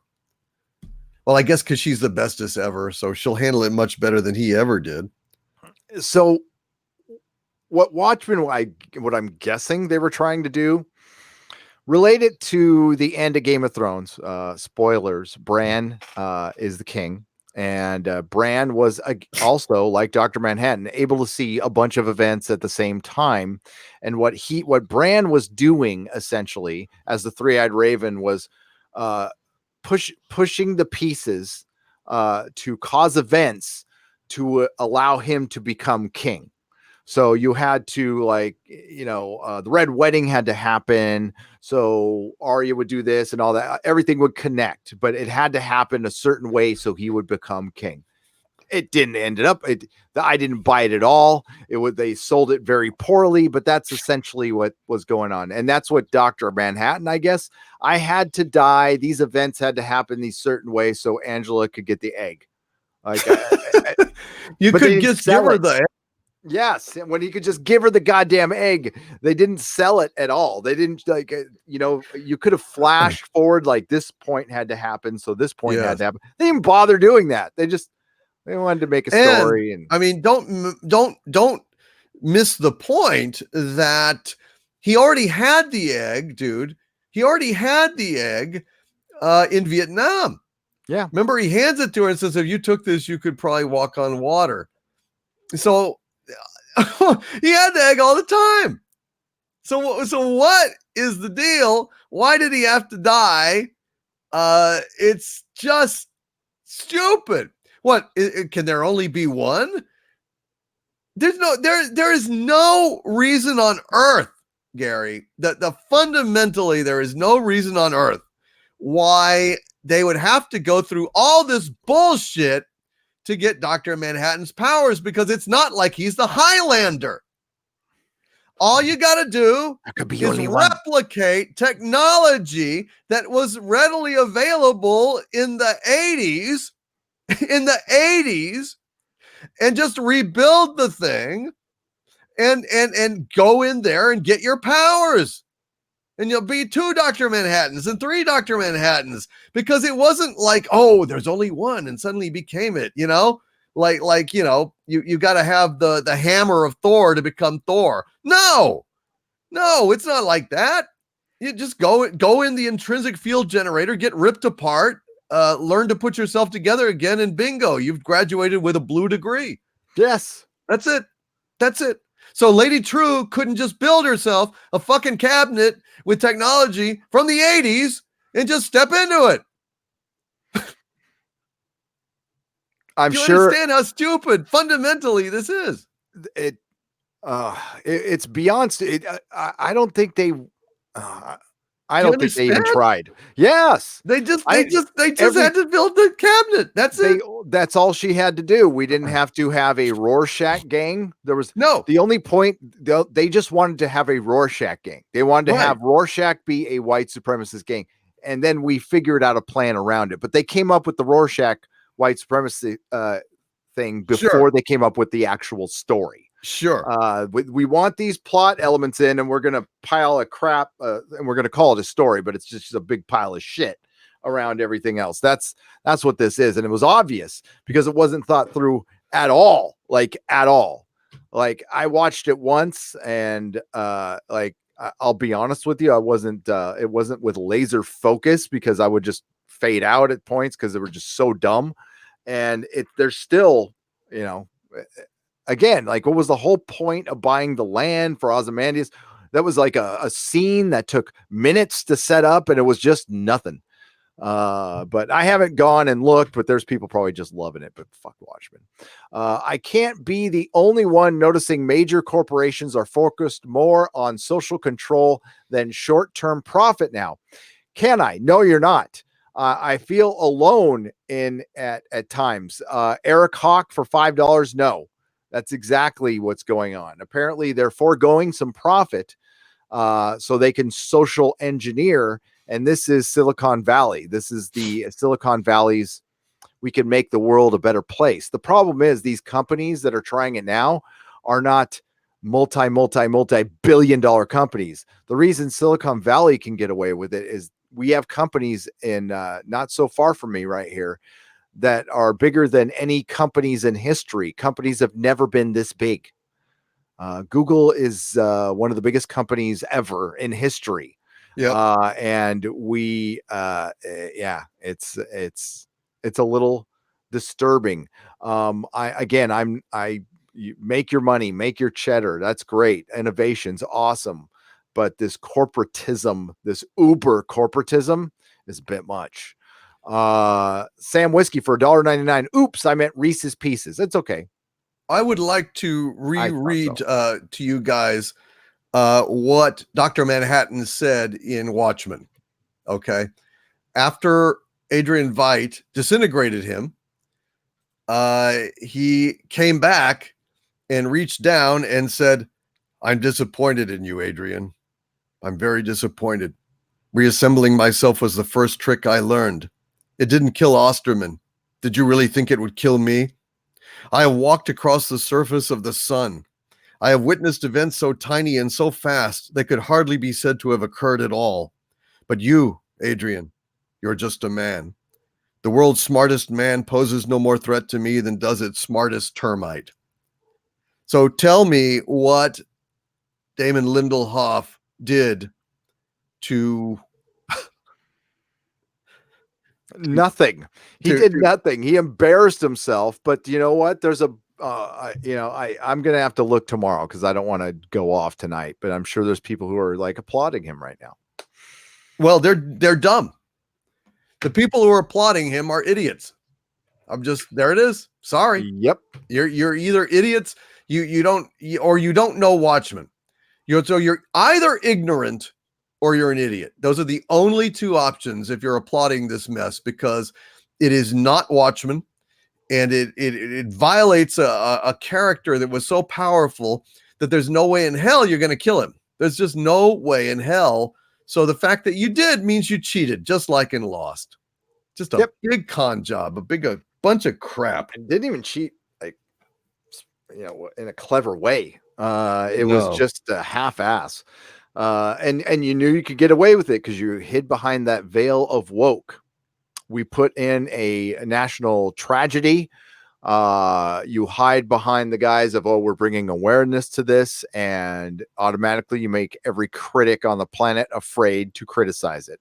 Well, any shill critic, not regular folks here on the internet who give two shits what people think. So Psycho Dwarf 9 for $5. Got my coffee, got my moonshine, conveniently in the same cup. There you go. All right, and you're going to need it to watch Watchmen. That's for sure. 200 Watt Studio for $2. Please, no Expanse spoilers. I'm only on episode 4.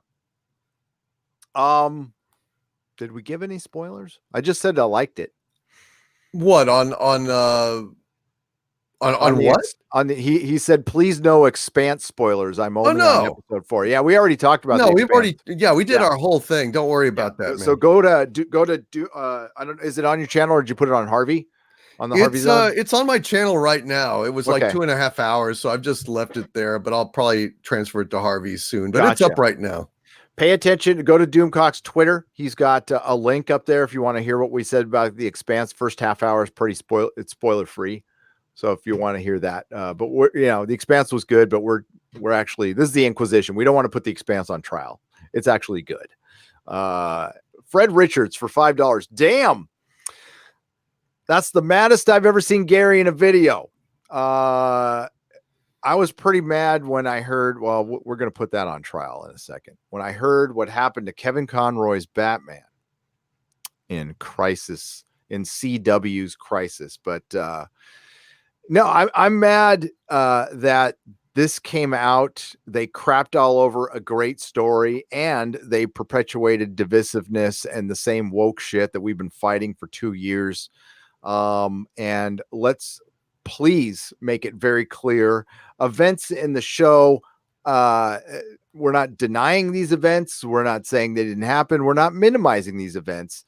We are actually criticizing Damon Lindelof for doing that. So, yes, Matthew Matson for $1.99. His full name is Dr. Squidward Tulsa. That's it. That's good. Squidward Tulsa. SpongeBob. Nightwish fan, 1991, $5. Of course you got the shit answers. It's fucking Lindelof. And I'm just going to come out and say it. Thank you for covering that up. Yes. Nightwish. Yes. Yes. He met our expectations. Mr. Roboto for $2. It was Doc Manhattan. He just had some work done. Jake Manhattan. Jake. Cornelius Brunius for $2. I was hoping Lube Guy would save the day. Oh, dude. Where's Lube Guy? What we never happened saw to Lube Guy Guy? again. No more Lube Guy. Alas, poor Lube Guy. We hardly knew ye. What happened to Lube Guy? I guess the same thing that happened to the Hurley Bird and the Numbers and the Cork at the center of the island. And, yeah. And why it was very important for Claire's baby to be raised by Claire. Why? Why exactly?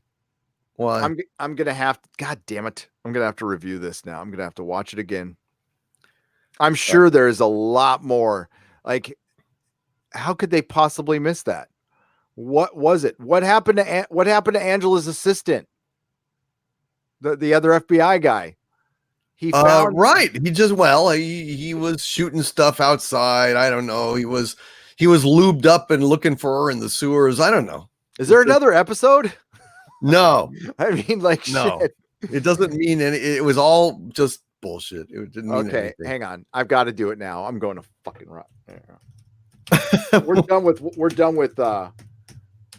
done with Watchmen. I just want to do this. And I know that people are wanting us to move on, and I am right there with you. Okay. But I just wanted to go to Rotten Tomatoes real quick. So yeah, so there's listen, once I go over it, I guarantee you there will be more. But yeah, here we go, folks. Here's what the critics think. And the public, not so much.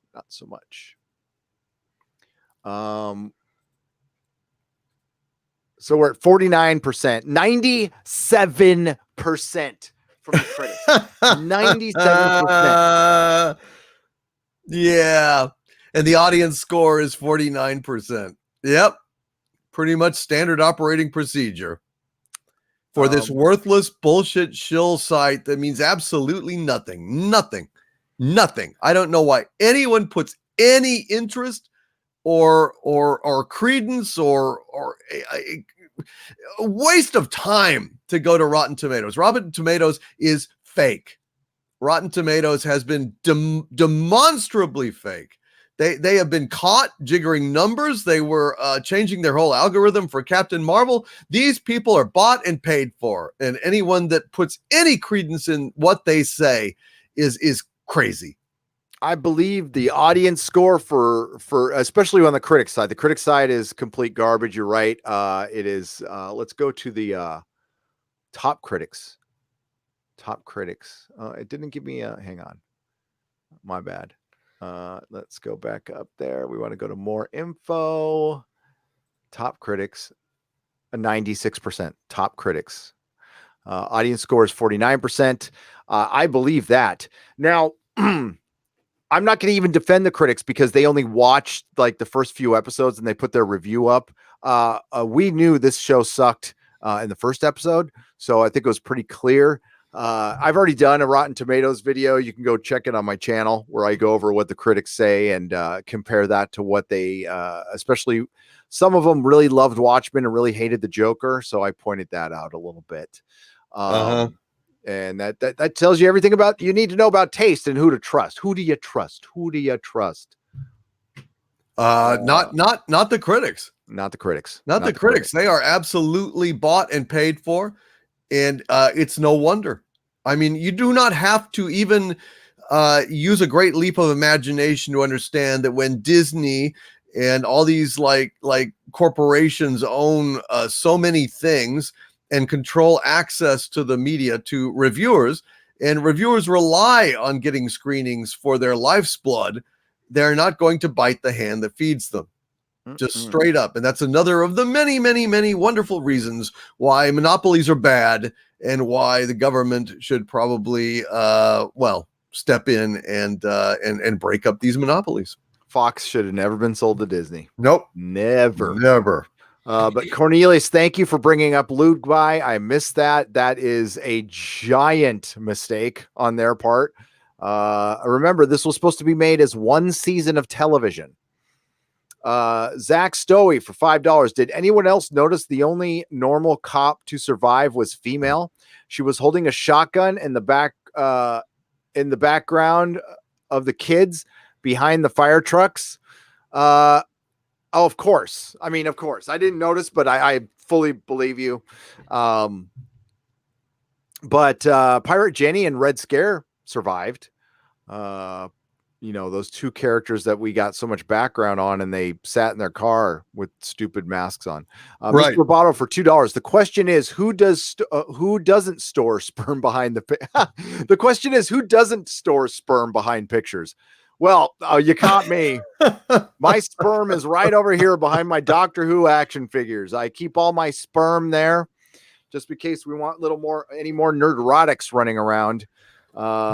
Thing is, Women sense my power, but I deny them my essence.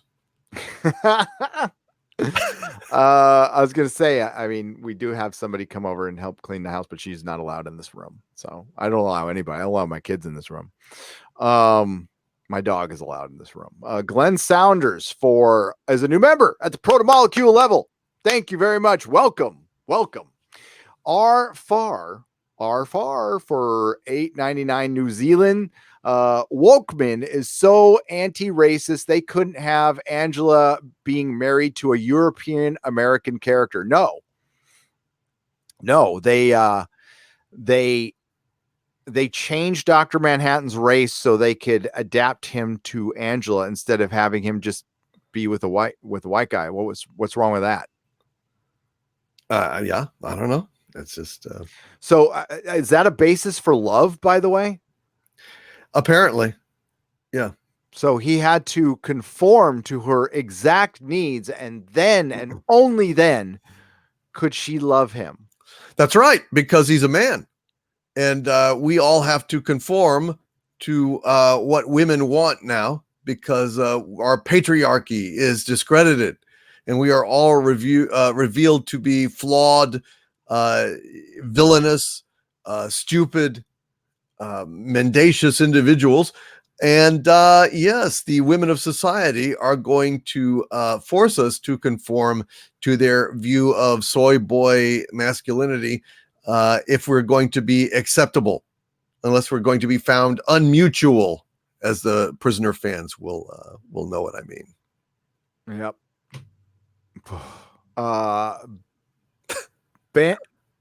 I'm trying to read this name. Manchester United. Manchester United. Okay, I got it for $4.99. Extremely flawed show. Extremely flawed show.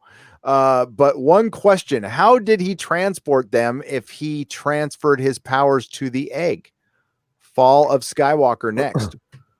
Well, that's a very good question. That is a good question. If he offered her the egg in Vietnam, but he was still Dr. Manhattan, still traveling through time, still teleporting around, then how did he do that? How did he transfer the egg first? How did he transfer? Which came before, the egg or the chicken shit? Because basically, how did he transfer his powers into the egg, and then get everything happen? Well, maybe he did it. Maybe he did it just before they zapped him. So maybe he was utterly powerless. But then how could they steal his power?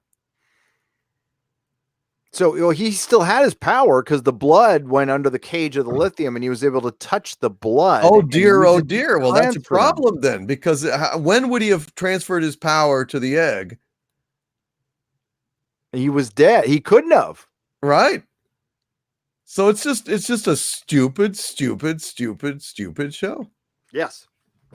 He couldn't Agreed. He could not have transferred his power in the way that they're suggesting. Therefore, it's a lie. So, well, it could just be, we don't know that he did. Angela just might think he did and then just walk into the fucking pool, which I think would have been hilarious. That's how they should have ended it. She's like, on, and she puts her foot on the water and just goes right in. Just splat right on her fucking face, and the egg floats. That would be great. The end. Well, I mean, even if he gave her, did he give her his power, or did he just give her the power to walk on water? I mean, like, what the fuck? Is that supposed to be some like really deep ending? I mean, oh God. Julie Christ. Yeah, I don't know. I don't know. Nightwish fan 1991 for $5. Can we blast can we blast these mystery box idiots into the sun? Yes. I will crowdfund that. Oh, can we just trebuchet them into the sun? That'd be sure. Great. I think that's a great idea. Glenn Saunders for $2. Wokemen, 97% pro reviews on Rotten Tomato. Explanation? Shill. Yeah, shill. That's it. Shill. That's the only explanation. Shill, bought and paid for, hack, idiot, doesn't know all their taste is in their mouth, that kind of thing. Basically. Captain Plank for Australian $5. So glad we got to see Squidward in Wokemen. He did kind of look like Squidward. Yeah, that's funny. Kind of. Rich Suddy. I almost said that wrong. Rich Suddy for £5. Have you guys watched Man in the High Castle, and what did you think of the final season? No. I thought it got woke, and I stopped watching. Season 3 got woke. They killed off the male characters to make the woman Jesus, and that was pretty much it for me. Wayward Astronaut for $2. To quote Tom Servo, end. Yes. Padawan AR for $2. Hail Gary and Doomcock. So what's The Expanse about?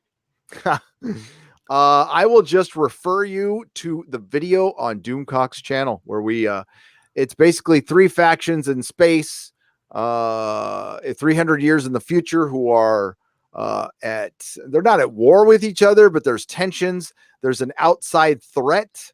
It starts out with a detective story and turns into something all that encompasses the solar system and then the galaxy. And it's grounded science fiction. They do again, I'm not a scientist, but they do the very best they can to make everything make sense, and it's great storytelling, great characterization. Yeah. Yeah, it is. That's a pretty good summary. And I think that what's it about? About the best science fiction show in history. That's what I would say. It is your collection of rogues in a spaceship, but they up the game on it. Like Farscape, which is a brilliant show, is your collection of rogues on a spaceship, and so is Firefly and Blake Seven, and but this one like tries to take it very seriously. Not to say it's, I don't know, I can't say it's. I love Farscape, man. I really do. Yeah, it's great stuff. It's fun. But it's more grounded, obviously. Joan of Arc 33 for $9.99. I am so tired of the anti-male comments in entertainment, and it's so boring. Just think an entire generation raised on bad writing and propaganda. At least there's The Expanse, my favorite show. Thank you, Joan of Arc 33. Outstanding. Yes. And I don't want my son growing up with this crap. All right. I don't want him growing up thinking he's a bad person because of his junk or the color of his pigmentation. Thankfully he doesn't get treated horribly in school or anything, but I just don't want him growing up like that. And I've never been a big fan of tearing something down to make something look better, ever. And it's not genuine, and it's lazy, and I think it's a very bad way of doing things. But that's Hollywood. That's fucking Hollywood. Hollywood's always been lazy. Take the easy way out. That's where trends go to die, and hopefully this one dies a horrible death soon. I hope so, but I don't know. I mean, I don't know. We've had a few steps in the right direction. We've had a few little kind of watershed moments in the turn. Dave Chappelle, Joker, which just eschewed wokeness and just made its statement. And I think slowly but surely we're getting things fixed. But only time will tell. That's true. I think there is progress, like you said, but it's just never moves fast enough. And these things don't turn on a dime, but we need to withhold the dimes until it does. And the nickels and the dollars and the C notes, yes, the shekels, the rubles, yes, the simoleons, buddy. Supreme Overlord SJW for $10 says, Overlord DVD, I must correct you. You said the intrinsic field generator cabinet was tech from the 80s. Actually, it predated the 80s. Remember, Dr. Manhattan was already around during Vietnam. He was, but that stuff took place in the 80s, though. I thought it did. I thought it was a different history. Well, maybe it was even in the 60s, which is even worse. The chamber that Dr. Manhattan... Right. Are you talking about his origin in? That was in the 50s. Wow, it was in the 50s. Yeah. It's been a while. Yeah, it was in the So it was even worse. So basically Lady True built a millennium clock and had all this like technology. It was going to cost her $42 billion to execute this plan, when all she had to do was spend maybe about 100,000 and build herself some 60s technology with vacuum tubes and gauges, and step inside and replicate the events and become Dr. Manhattan. It's not like there's only one. So it's even worse. Yep. It's even worse. So yeah, I'm blanking right now because I'm on a live stream, but it was 20, 30 years prior to the events of the real Watchmen. I'm not going to say original Watchmen, just Watchmen, because this is HBO's Watchmen. I'm glad they make that distinction. Lady Viking, thank you for joining the Proto Molecule level. Welcome to the memberships. Lady Mist for $20. Haven't watched the Wokemen. $20. Thank you. Your early reviews didn't make it something I wanted to spend money on. And with The Expanse playing we'll rewatch it and some anime instead. Always a very intelligent, in-depth review. Lady Miss, thank you so much for the kind words and for the $20 and for all of your support. Yes, we appreciate you. And thank you. Thunder Robots for $5. I just say that Crisis Batman was a dark universe version that way everything about him can get a pass. I don't think so. I didn't watch. I watched a couple of seconds of Crisis, and I'm sure that Kevin Conroy's Batman could have been a murderous thug within the plot, but having Batwoman kill him, I'm talking about the symbolism. I don't give a shit what happened in the plot. And by the way, I'm already pissed at what they did to Smallville. So I was a fan of that show, believe it or not, but I liked it. Okay. They undid Clark. They 2019 Clark in 3 minutes. And, the thing was terrible. What I watched a few minutes of it, and it looked like a bunch of Glee actors in superhero costumes playing superhero, and it set superhero shows and superhero storytelling back 20 years. It's taken us a long time to get sophisticated stories in live action, and it looks like a freaking clown show. It's a parody. It looks like a Saturday Night Live skit. God damn, I haven't seen it, so I don't know. Yeah, no, CW superhero shows are god awful. Yeah, they really are. Arrow was good. First season. Then it just went down to hell. Yep. So. Matt G, thank you for the $2 and no comment, but we appreciate the donation. You help keep the lights on here. Nina Fabiano for $5. Long live the egg. Thank you for the $5, Nina. Fixie Clary for $5. The Vietnam War in our timeline was from 1965 to 1975.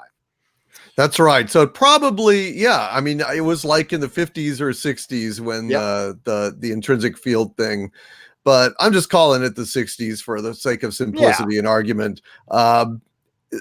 So she had to do all this shit, like treating it like Dr. Manhattan is the Highlander. You see, like there can only be one. And so we have to take his power. It's the dumbest thing in the world. Fundamentally, Damon Lindelof is a dumbass who didn't understand Watchmen, didn't understand that you can have any number of Dr. Manhattans. It's not like, oh, he's got all the power in the universe. He's like some kind of battery. Just have your intrinsic field stripped, and then just put yourself back together, and you're in the club. That's it. That's it. Yes, because she could have figured it out after she was disassembled, I'm sure, because she's the smartest lady alive. And forget the fact that the reason Dr. Manhattan was even able to put himself together was his dad teaching him how to put the watch back together over and over again. And it was just unique to him. But they made that character irrelevant. And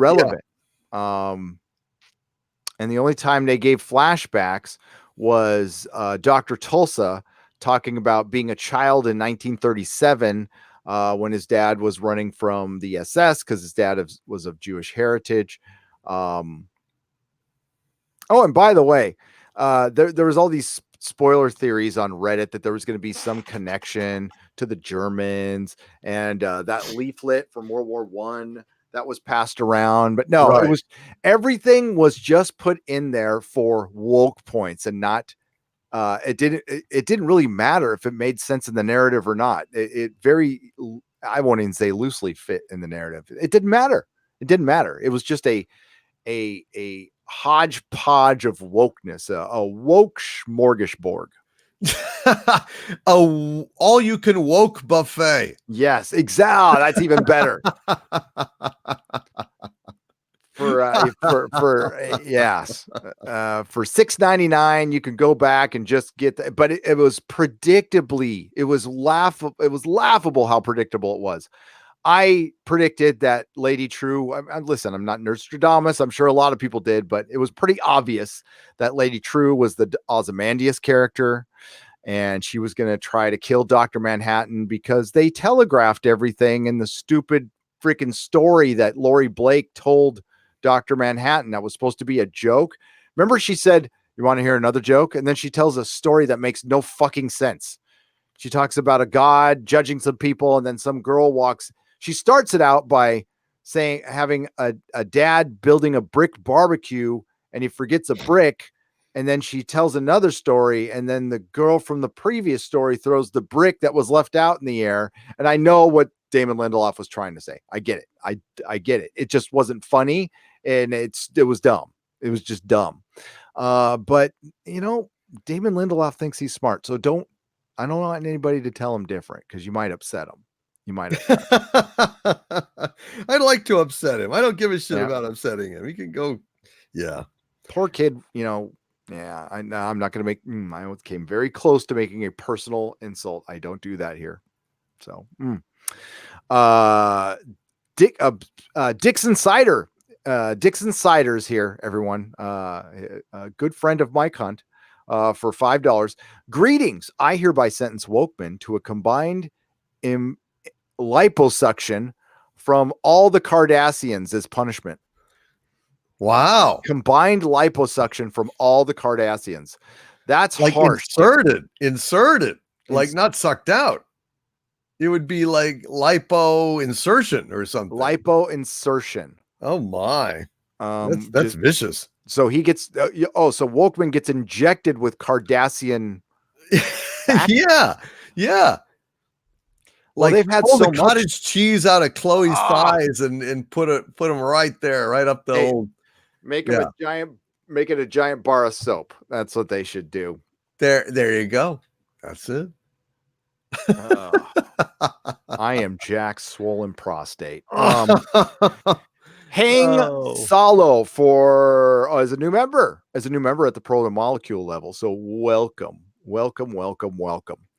All right, folks. I am on a time limit tonight, and we have reached the end of the super chats. We have reviewed Watchmen, but I am very behind on my work because I've been enjoying the hell out of The Expanse, and it's been very nice, but it's time to get back to fracking Star Wars. And then when that's over, actually, we should talk about one thing before we go. Okay. We should. Star Trek. I promised we'd talk about Star Trek. Michael Chabon, Doomcock, was asked to leave. Yes, he left. Yes, he was. I think he was asked to. Yes, I believe he was fired. Okay, I've been told he was fired. So what happened to the showrunner of Star Trek Picard was he has been offered a TV adaptation of Cavalier and Clay, which is the book he wrote, a Pulitzer Prize winning author, Michael Chabon. And apparently he's with his wife. Did you know he was with his wife show running Star Trek Picard? Well, I'm glad he went to some source of expertise for the process. That's wonderful. I'm so delighted for him. That's great. So, what are your thoughts on this? So this is another showrunner. Another showrunner is gone. from another one bites the dust. I think that basically they cannot face up to the fact that the person they need to get rid of is Kurtzman, and the company they need to get rid of is Secret Hideout / Bad Reboot. And as long as they don't do those things, they can shuffle the personnel till the cows come home and Gabriel blows his horn, and it's not going to make a damn bit of difference. They are that dumb. I can't believe they're that dumb, Gary. Honestly. I can't either. I mean, there's being stuck in a contract, but listen, anywhere a bad robot person goes, it ends up costing you twice as much. I don't know about behind the scenes of Watchmen, if there's any reshoots, but there's been nothing but disaster with Alex Kurtzman's Star Trek. Oh shit, hang on. I didn't know that ad was on there. I got to get rid of that. Okay. So, anywhere Kurtzman, he starts Star Trek, he fires Brian Fuller, then he fires 2 more showrunners, then he takes over. There is in both seasons there's massive reshoots, right? And then they ran out of freaking money in the second season, and you can see it. They blew their wad in the first 5 episodes. So we get Star Trek Picard. Alex Kurtzman was clearly showrunner of that. We report that he has been removed from that position, and then Michael Chabon comes along and is announced as showrunner. A good 1/3 to what were they 1/3 or halfway through the season? Doomcock, I can't remember. I Star think Trek Picard season 1. I think that you mean in terms of shooting? Yeah, because they were well into the season when Chabon was announced. Oh yeah, no. Well, they had him basically, according to my understanding, reshoot the first 6 episodes. So I mean, he really worked on it. So they were way into it then. Oh, they were way into it. Yeah, and that's why what I'm hearing is that they were unable to fix it because well, it was too Kurtzmanized. It was just plain too Kurtzmanized. They couldn't do it. And that's what I heard as well. So well into production, they announced Chabon as a showrunner, and they tried to put it off as there wasn't really a showrunner before, and we just he's always been the showrunner. We just made it official. Although this is one of the most expensive shows we've ever shot, one of the most expensive shows on television, The Return of Jean-Luc Picard, and we just started it without a showrunner because they couldn't prove us right. So they had Alex Kurtzman run out and do a podcast with Deadline saying that he is still in charge of all of Star Trek, yet he wasn't in charge of Star Trek Picard. Now, the excuse was, oh, he's always there, but he's overseeing a lot of shows and he's overseeing the cartoons and stuff like that. Okay, fine. Who's the showrunner now? Because Michael Chabon, this wonderful, the return of Jean-Luc Picard. This is supposed to be the reason this show is here is because Star Trek Discovery wasn't a success. They needed something else. They needed more content, and they played the only card they had left in the deck. And now their showrunner is gone, and they gave him another show. And that's really nice of them, because that's how you get fired nowadays. Because any sign of trouble with your streaming service is a red flag to your investors. So this must be a really good time to work in Hollywood, Doomcock. You can't get fired. You fail upward. You honor contracts no matter how bad you are. Yeah. Yeah, you go ahead and you get your novel adapted by the very company that fired your ass. That's pretty good. Star Trek Picard will have a new showrunner in its 2nd season. Michael Chabon served as showrunner for the show's 1st season. Chabon is shifting gears to work on a Showtime adaptation of his novel, The Adventures of Cavalier and Clay. By the way, good luck at Showtime. My man, your show will get canceled after 2 seasons, which was announced last week. He'll remain an executive producer on the 2nd season of Star Trek Picard, along with the other 25 executive producers they have, but will not be the season's showrunner. Chabon was one of the members of Picard's early writers' room that helped develop the series concept. You mean rip off Brian Fuller? I'm sorry, in my opinion, rip off Brian Fuller and use the concept from a prequel comic. CBS All Access announced Chabon as showrunner in June 2019, which was well into the show's production. I added that. Chabon is a Pulitzer Prize-winning author and lifelong Star Trek fan. What a crock of shit. That's bullshit. That is complete bullshit, man. Come on. Brought aboard Picard by his friend and fellow executive producer Akiva Goldsman. Oh, this deal is getting worse all the time.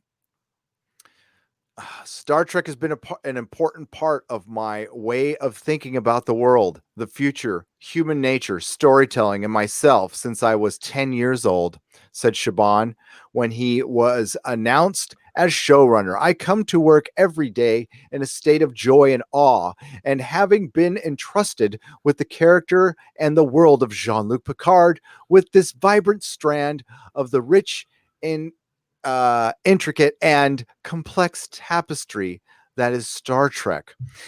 Daring, lyrical, humane, whimsical, celebrated. Words that describe both Jean-Luc Picard and the literary What? genius of Michael Chabon, said What? Star Trek Picard creator and co-executive producer Alex Kurtzman. Oh, I freaking hate this guy, dude. Whimsical? Whimsical? They're saying that Jean-Luc Picard. No, they're saying Chabon is. Chabon. Okay. Yes. Because I thought they were trying to say Who talks like this? I thought it said like Picard himself. Didn't it say in the It might. So imagine you're an interviewer and you go, "Hey, Mr. Alex Kurtzman, talk to me about Michael Chabon." And he puts the microphone in his face, and Alex Kurtzman goes, "Daring, lyrical, humane, whimsical, celebrated. Words that describe both Jean-Luc Picard," you're right, "and literary genius Michael Chabon." Who in the fuck talks like that? Nobody's sane, but also nobody says that about Jean-Luc Picard, who is not regularly engaged in flights of fancy. Whimsical. Not just occasionally able to let go and enjoy himself in some archaeological dig or lecturing about archaeological digs. Basically, the guy didn't have a whole lot of fun. I mean, he'd go out on the holodeck and be Dixon Hill, but that wasn't like, tiptoeing through the tulips and kicking his heels up in a fucking Dr. Pepper commercial from the 60s. I mean, it was a kind of a hard-boiled detective thing, and even in that he was pretty staid. So whimsical, no, not so much. That shows that they don't know what the fuck they're talking about. Okay, despite a laundry list of accomplishments most writers only dream of, Michael shines with a heart and a soul of a Trekkie who's finally found his dream job and then left it. We're so fortunate to have had him at the helm as we explore the next chapter in the great captain's life. CBS All Access has not officially renewed Star Trek Picard for a second season, but Patrick Stewart and other producers have discussed the multi-season plan for the show. Stewart suggested filming on the second season of the series could start as soon as March. Now, I will add what my other insider has told me, which was that this is up to Patrick. As far as season 2 and 3, there's a possibility of it filming back to back. Again, I mean, I don't know. This is hearsay. This is rumor, not a fact, not anything. I'll just say there's somebody I know who works for CBS. But they're not like right there on the set. Okay. They hear office scuttlebutt and stuff. So it could be just office scuttlebutt. I'll tell you that right now.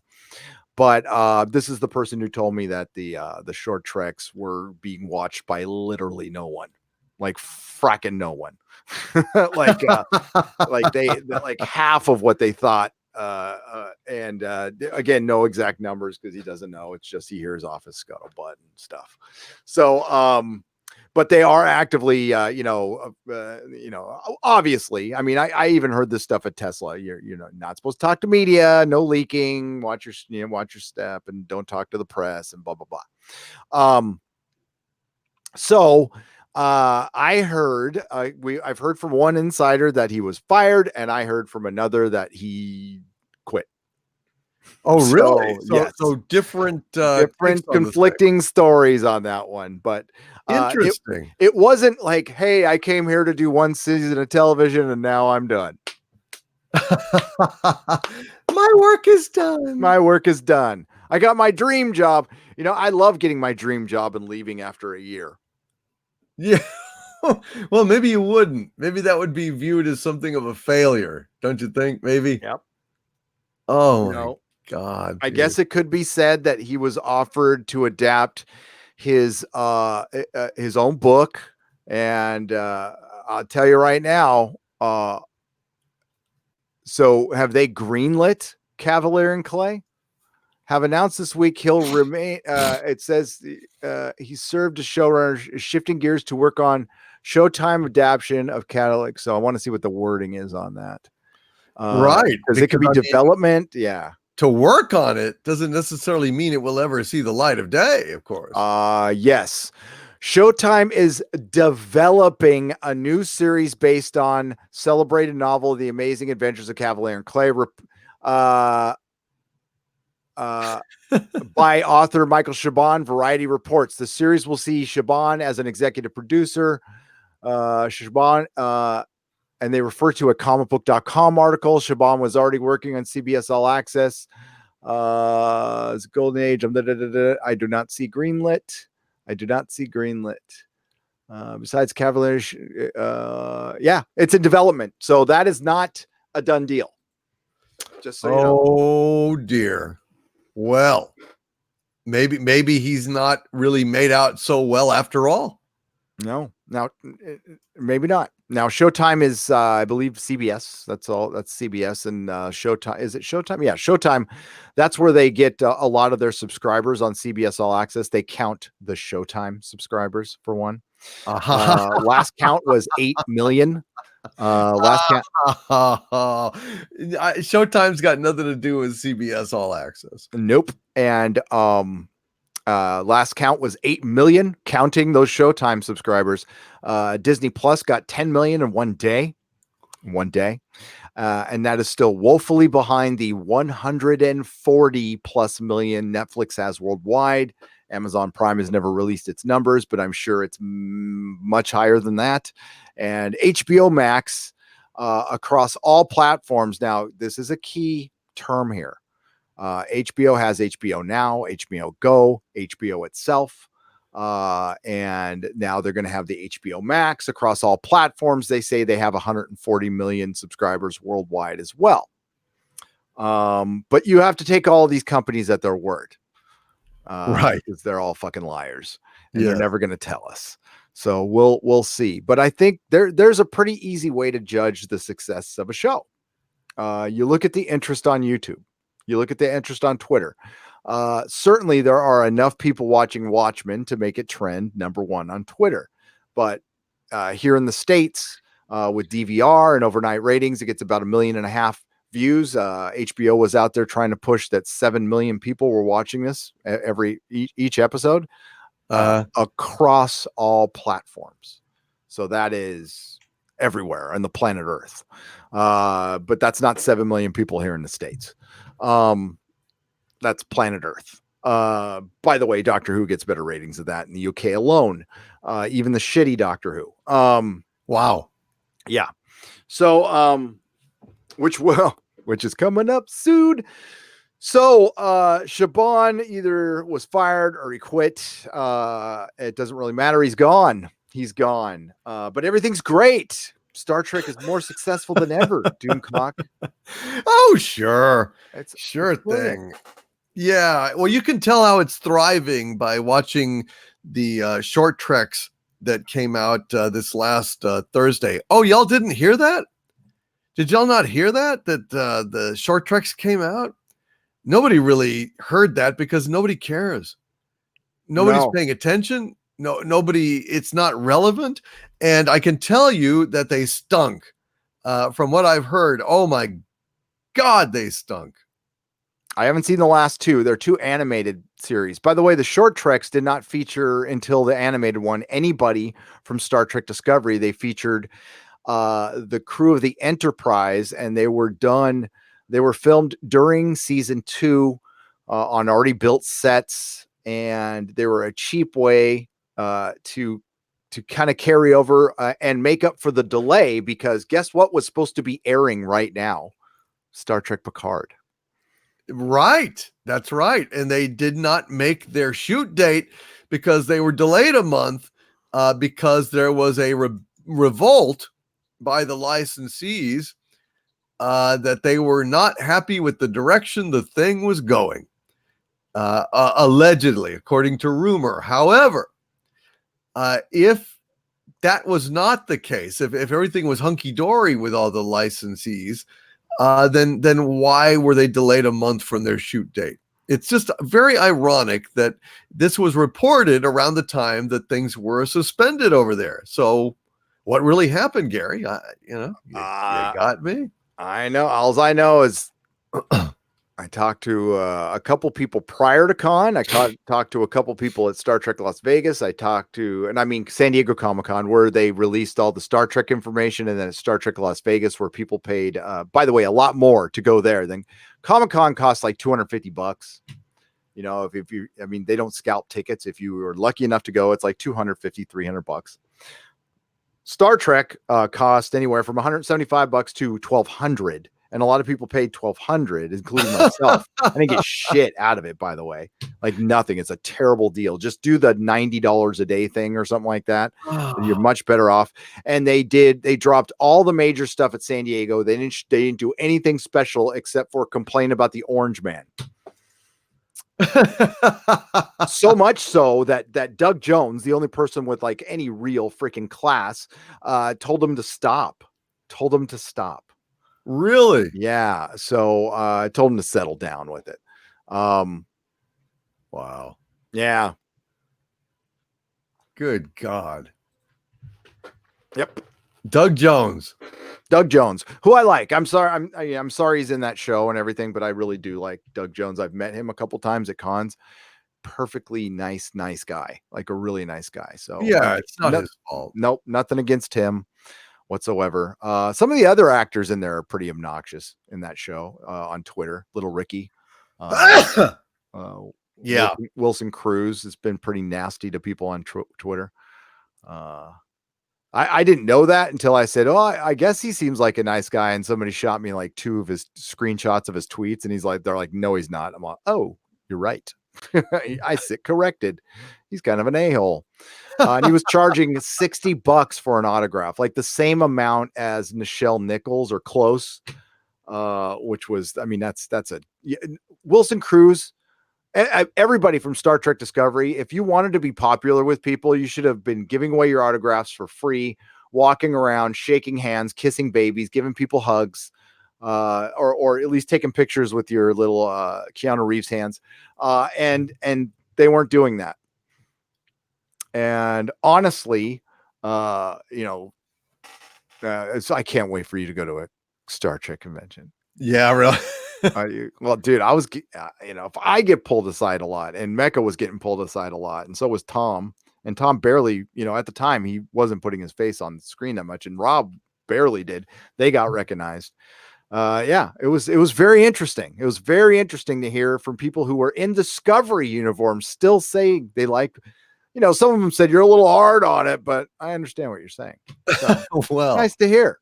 Yeah, that's kind of amazing. Very I'm surprised, frankly. It kind of fired me up a little bit. Good job today, guys, says Adam Child for $1.99. Thank you, Adam. I appreciate it. Kyle Johnston for $2. After party at Doomcock's channel. I think you're going to, yeah.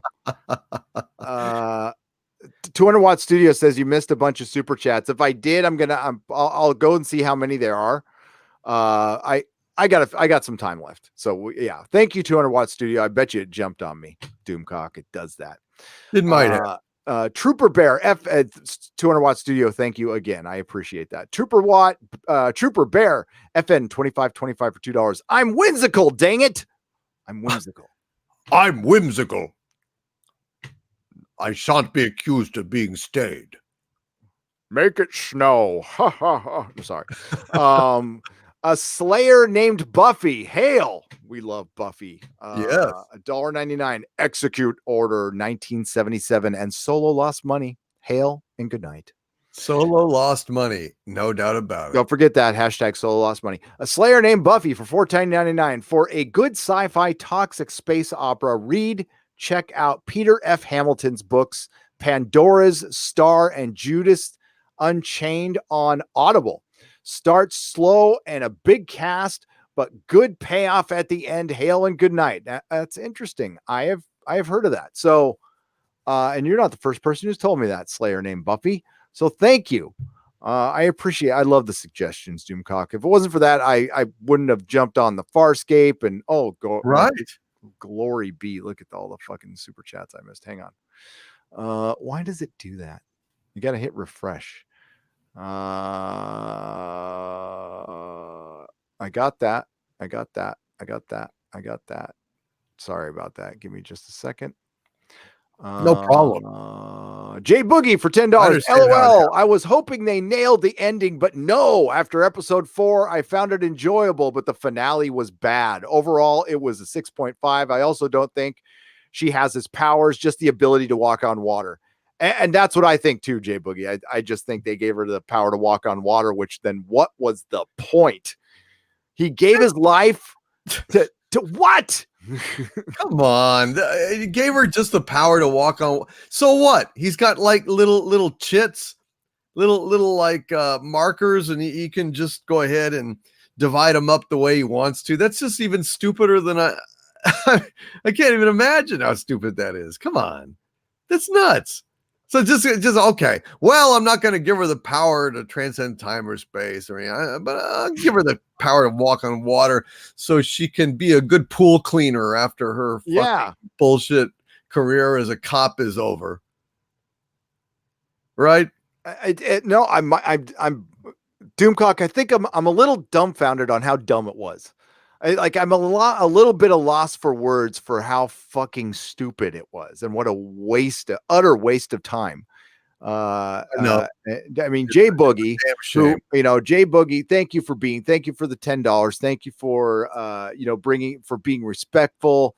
You can always come in here and disagree. We don't have to agree on everything, but Jay Boogie's awesome and comes in with class. And I appreciate that a lot. And he even said they didn't stick the landing, I'm interested to hear what other folks are saying. The ones who like the show, I'm very interested to see what they liked about this last episode. Cause it's indefensible in my opinion. Listen, you hold out because at the end, some things do come together at the very end and it makes sense. And you go, wow, but not here. No. Not here. Not on a little off production. No. I went, wow, that sucked. So thank you, Jay Boogie, for the $10. The box goes for $5. Has anyone pointed out that JJ is ripping off Avatar, The Last Airbender, with his Voices of the Past Jedi ending? Yes, they have, but that's a very good point. The Ghost Box. JJ rips things off. That's what he does. He's not original. Have you noticed JJ doesn't write and you don't see written and directed by J.J. Abrams. You didn't see Kevin Feige chasing down J.J. Abrams to direct a MCU film, did you? Yeah, no. I'm not saying that it's pinnacle, but he got stuck with him. He did. Nettled Nerds for $5. Hail Lords, I feel like the people who look back on woke culture like the mullet will be like, what was I thinking? I'm so stupid. So lost money. Solo lost money. Get woke, go broke. Yes. The SJWs in woke culture are the mullet. They are. Jay Boogie for $10 says Leftovers was great, but the first season struggled as well. Best season was 2 with Regina, but the show was very thought provoking. Would love to hear your perspectives because we tend to see things differently. I found the show very try hard and pretentious. Just what little I saw of it. And that was with Christopher Eccleston, who I love. I love him as an actor. And I didn't see it at all. I didn't see it at all. No, I think you'd freaking hate it. Shazamackle for Australian $5. Damon Lindelof is a half trick pony. He takes half of what someone else has created and ruins it. That's great. Some Nobody for $2. This is the fated week in it. Star Wars dies. Is this the week Star Wars dies? No, that was 2 years ago. Yeah. 2 years ago with The Last Jedi. This is just them pissing on the corpse and sodomizing it. That's all. That's all. I think that's really what it is at this point, don't you? Yes, absolutely. No, it's Star Wars is you're just not even kicking the dead horse. You're, like you said, you're peeing on it. You're peeing on it, throwing a little dirt on it, and maybe spitting, a little spitting. Exactly. I thought it felt bad on the inside, Yeah, right. Brian Snell for $5. What movie is going to be worse than Rise of Skywalker or the new James Bond?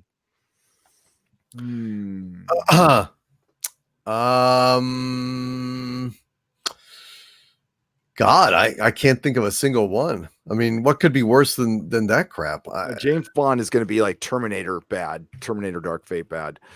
I believe that the Eternals could be that movie.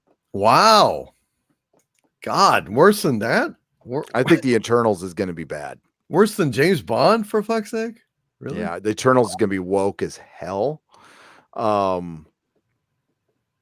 Wow. Now, I don't think it could be that woke because of China. But just everything I'm hearing from Eternals looks terrible. We're getting into a very cookie cutter. I mean, the Marvel movies were looking very cookie cutter. But what sold them was like, Wasp and Ant-Man was a bad movie. A lot of people said they liked it. A lot of people did. They liked Paul Rudd. That movie was bad. It made Ant-Man look like an idiot the whole time. It was a bad movie. I think we're going to get a lot more the Wasp and Ant-Man, and I don't call it Ant-Man and the Wasp. It was about her. They put her they gave her top billing over Paul Rudd.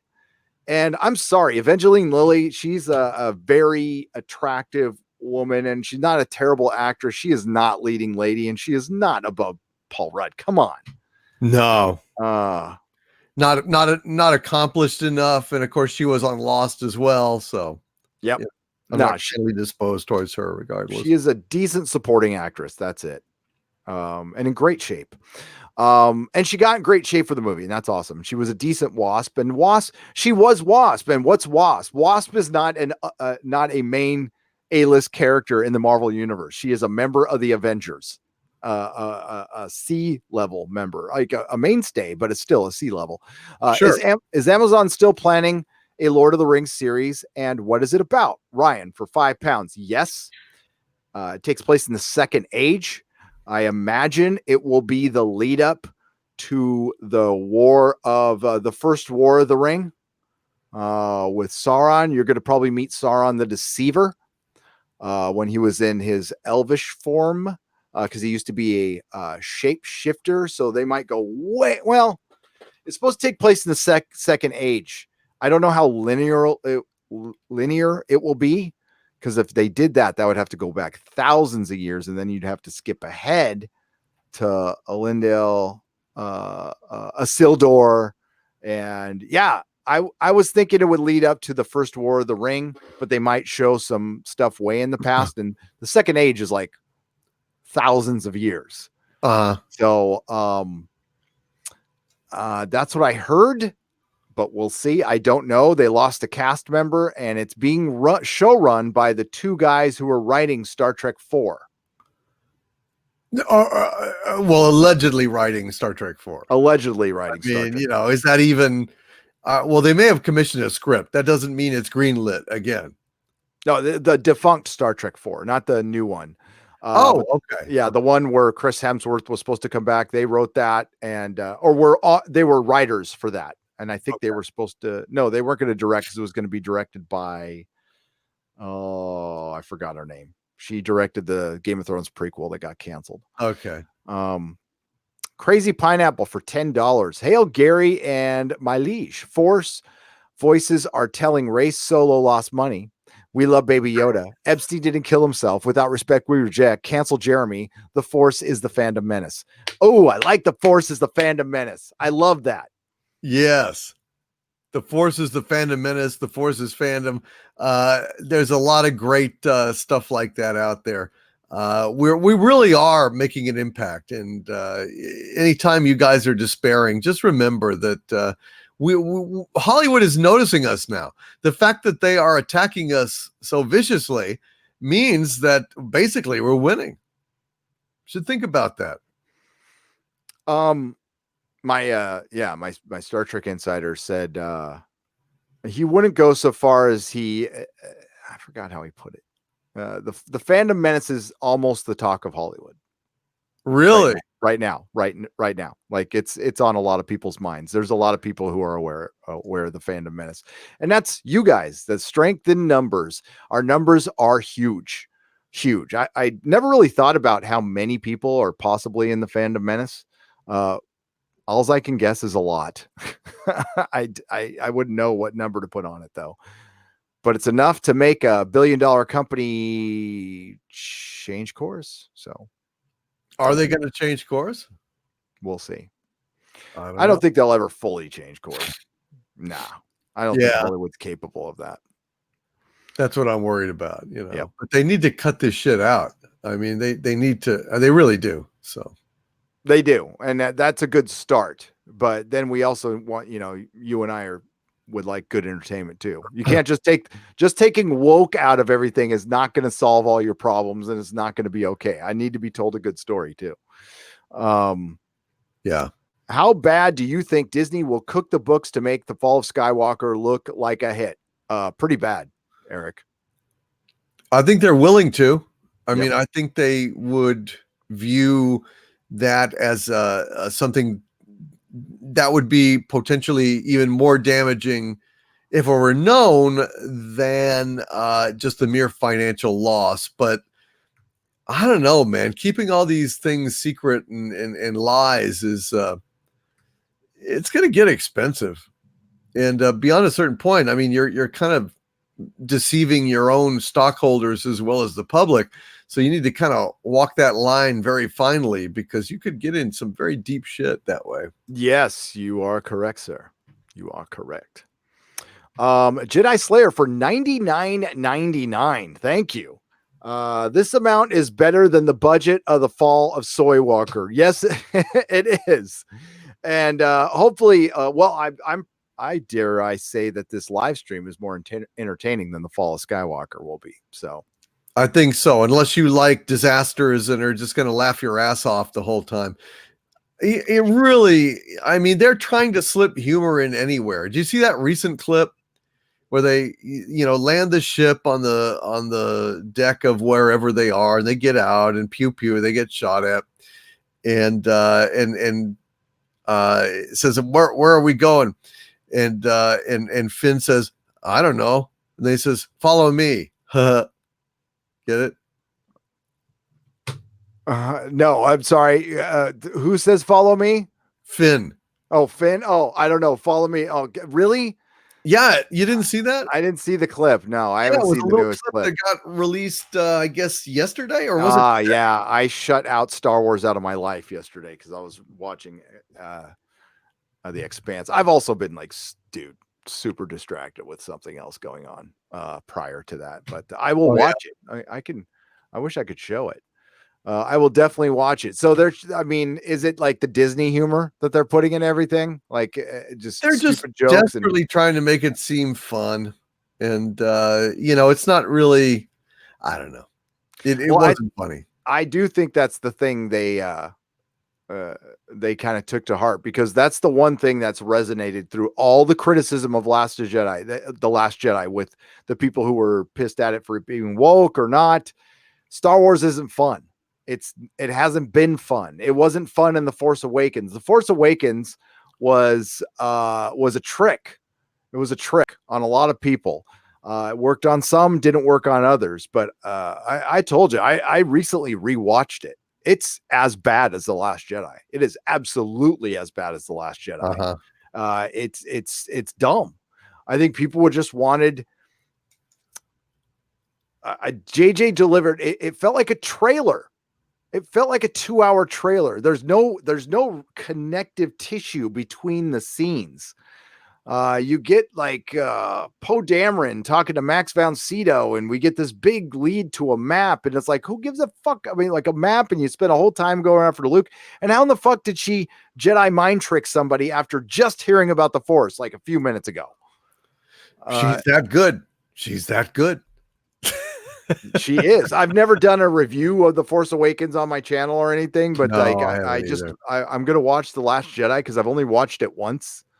Really? Watch it again before I see Yeah, I've only watched it once. Good. I mean, I can't believe you're going to rewatch it. That's I want to be full of piss and vinegar by Thursday. I'm going to be ready for the, I don't know, man. Kind of like, I'm sure the debate will go on after the film comes out, but ready for the final battle, man. Darth Mortis for $5. Has JJ ever shot anything that somebody hasn't done before? And can we sue Disney, Kathleen Kennedy, and JJ for wrongful death of franchises? Yes, I'd like to make that up. By the way, Jedi Slayer, thank you for the $9.99 super chat. Thank you so much. That is very generous. Hail to you, sir or madam. I don't want to assume any genders. And thank you, Darth Mortis. Yes, I think we should. I think we should make that up. John Man McFly for $13.99 Canadian dollars. Thoughts on Short Trek animation, guys? And we neither of us saw them. Sorry. I should have, but I didn't. I keep avoiding it. How about you? Yeah, I haven't seen it. I haven't seen it, so I can't say. I don't want to either. So I mean, the fact that I've had trouble getting access to it is secondary. Yeah. Right.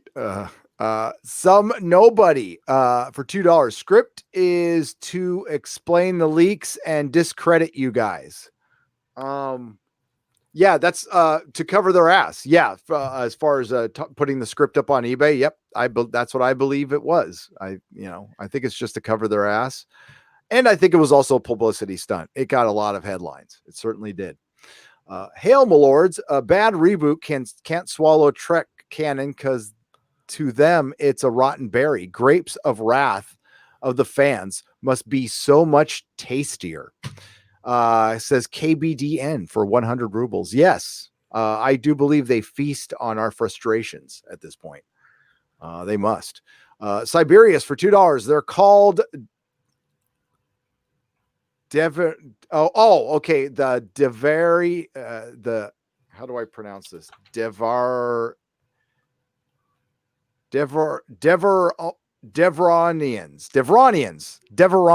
Okay. Ones with the horns. Okay. The Devronians. Thank you, Siberius. I never knew what that guy was called. Yeah, me either. Yeah. Porter Stanley for $9.99. Gary Doomcock, help Eric July, Young Ripa 59, get his live stream viewership up. Certainly. I'll go on one of his live streams. I don't know if I'd help. But yeah, people need to go watch Young Ripa. He's awesome. And he live streams a lot. Yeah, go check him out. He has the clearest fracking camera I've ever seen on a live stream. So I need to hit him up about that because it looks good. Huh. Wesley Williams becomes a member at the proto molecule level. Welcome, my friend. 200 watt studio for $2. Secret Skywalker, Admiral Holdo Skywalker. No, no. Oh God. Why not?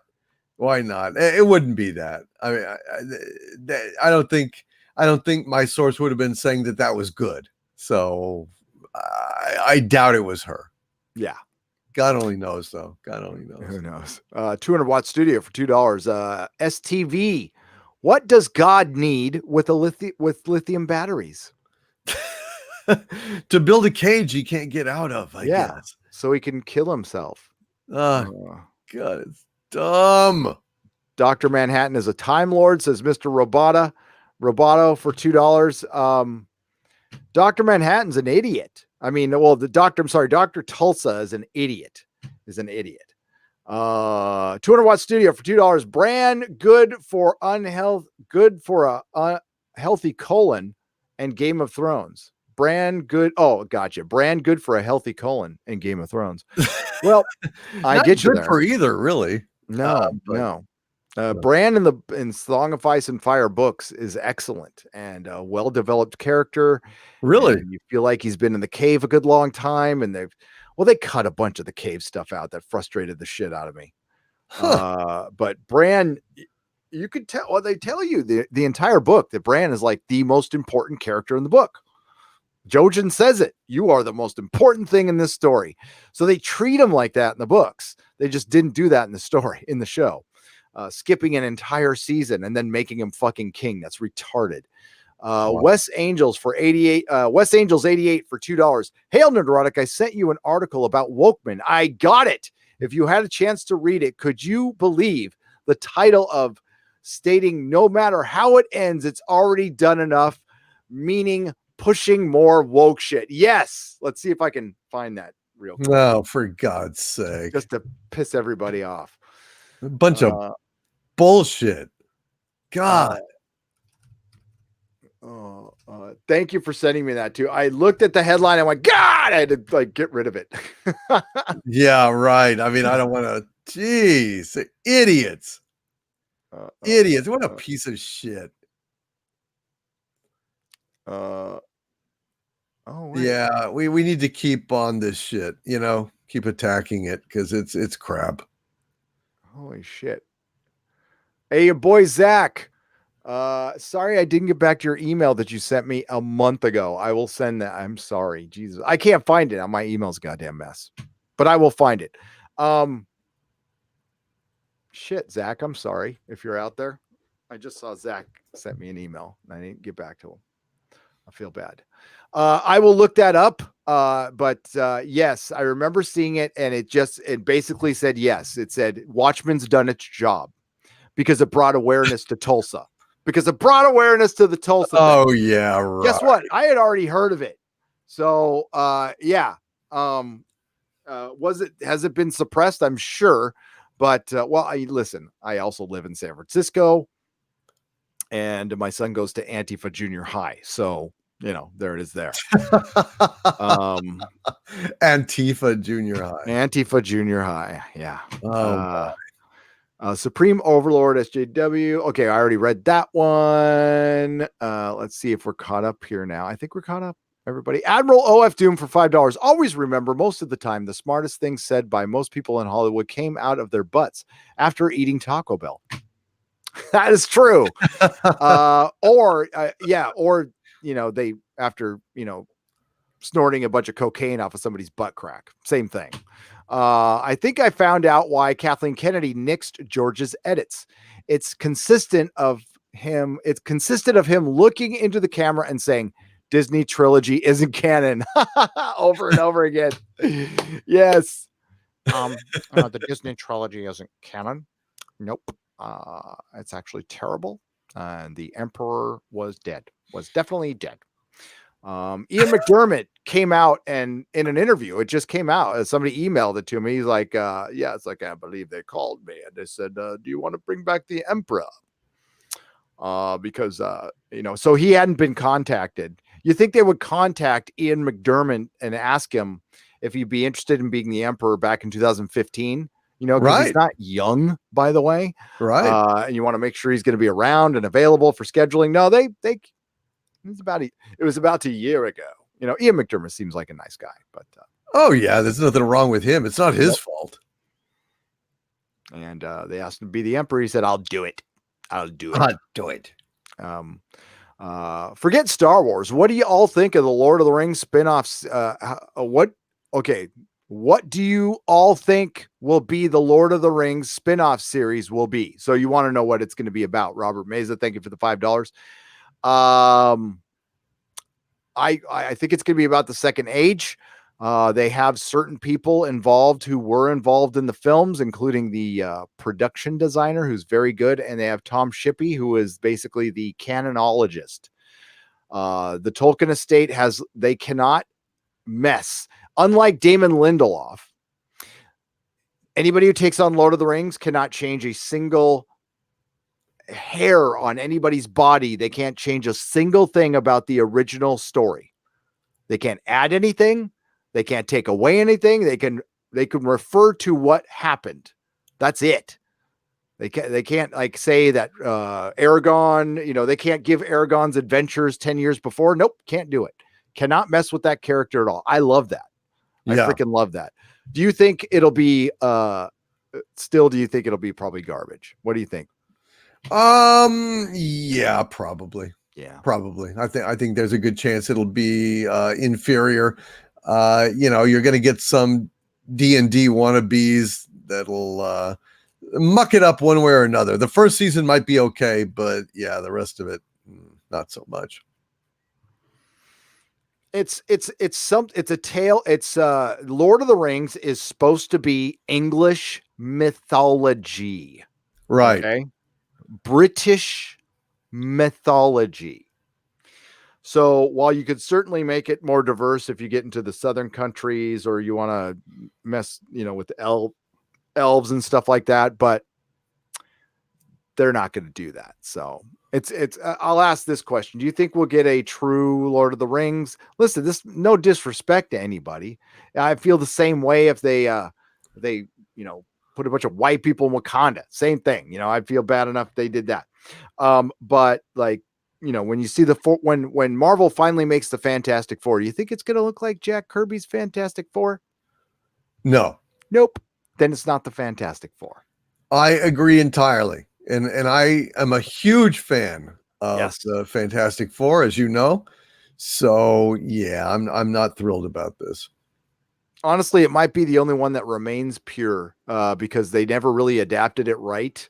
And the definitive version remains in the comics, as they always are. And those Jack Kirby comics and the ones after him, pretty much the Fantastic Four all the way through the 70s to the mid 80s was excellent. Just pure comic book joy. Mm-hmm. Just pure joy. And even when they added She-Hulk to the team, that was cool. Like John Byrne did a good job with that. And oh my God, there was the whole like she thing. And so great. I love that. Oh, it makes me want to read them. I talk about them. I want to break open my John Byrne comic books. I love that stuff. Amazon Lord of the Rings, the Silmarillion. No, it's not the Well, yes. The Silmarillion has some of the Second Age stuff in it. So yes, it is. Sorry, Nettles, nerds. But it's based in the Second Age. Mm-hmm.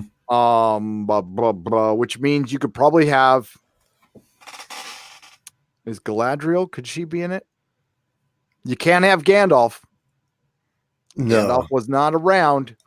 Well, he was poking around, but he was not in Gandalf's form. See, Gandalf is a starry, so he's like an angel.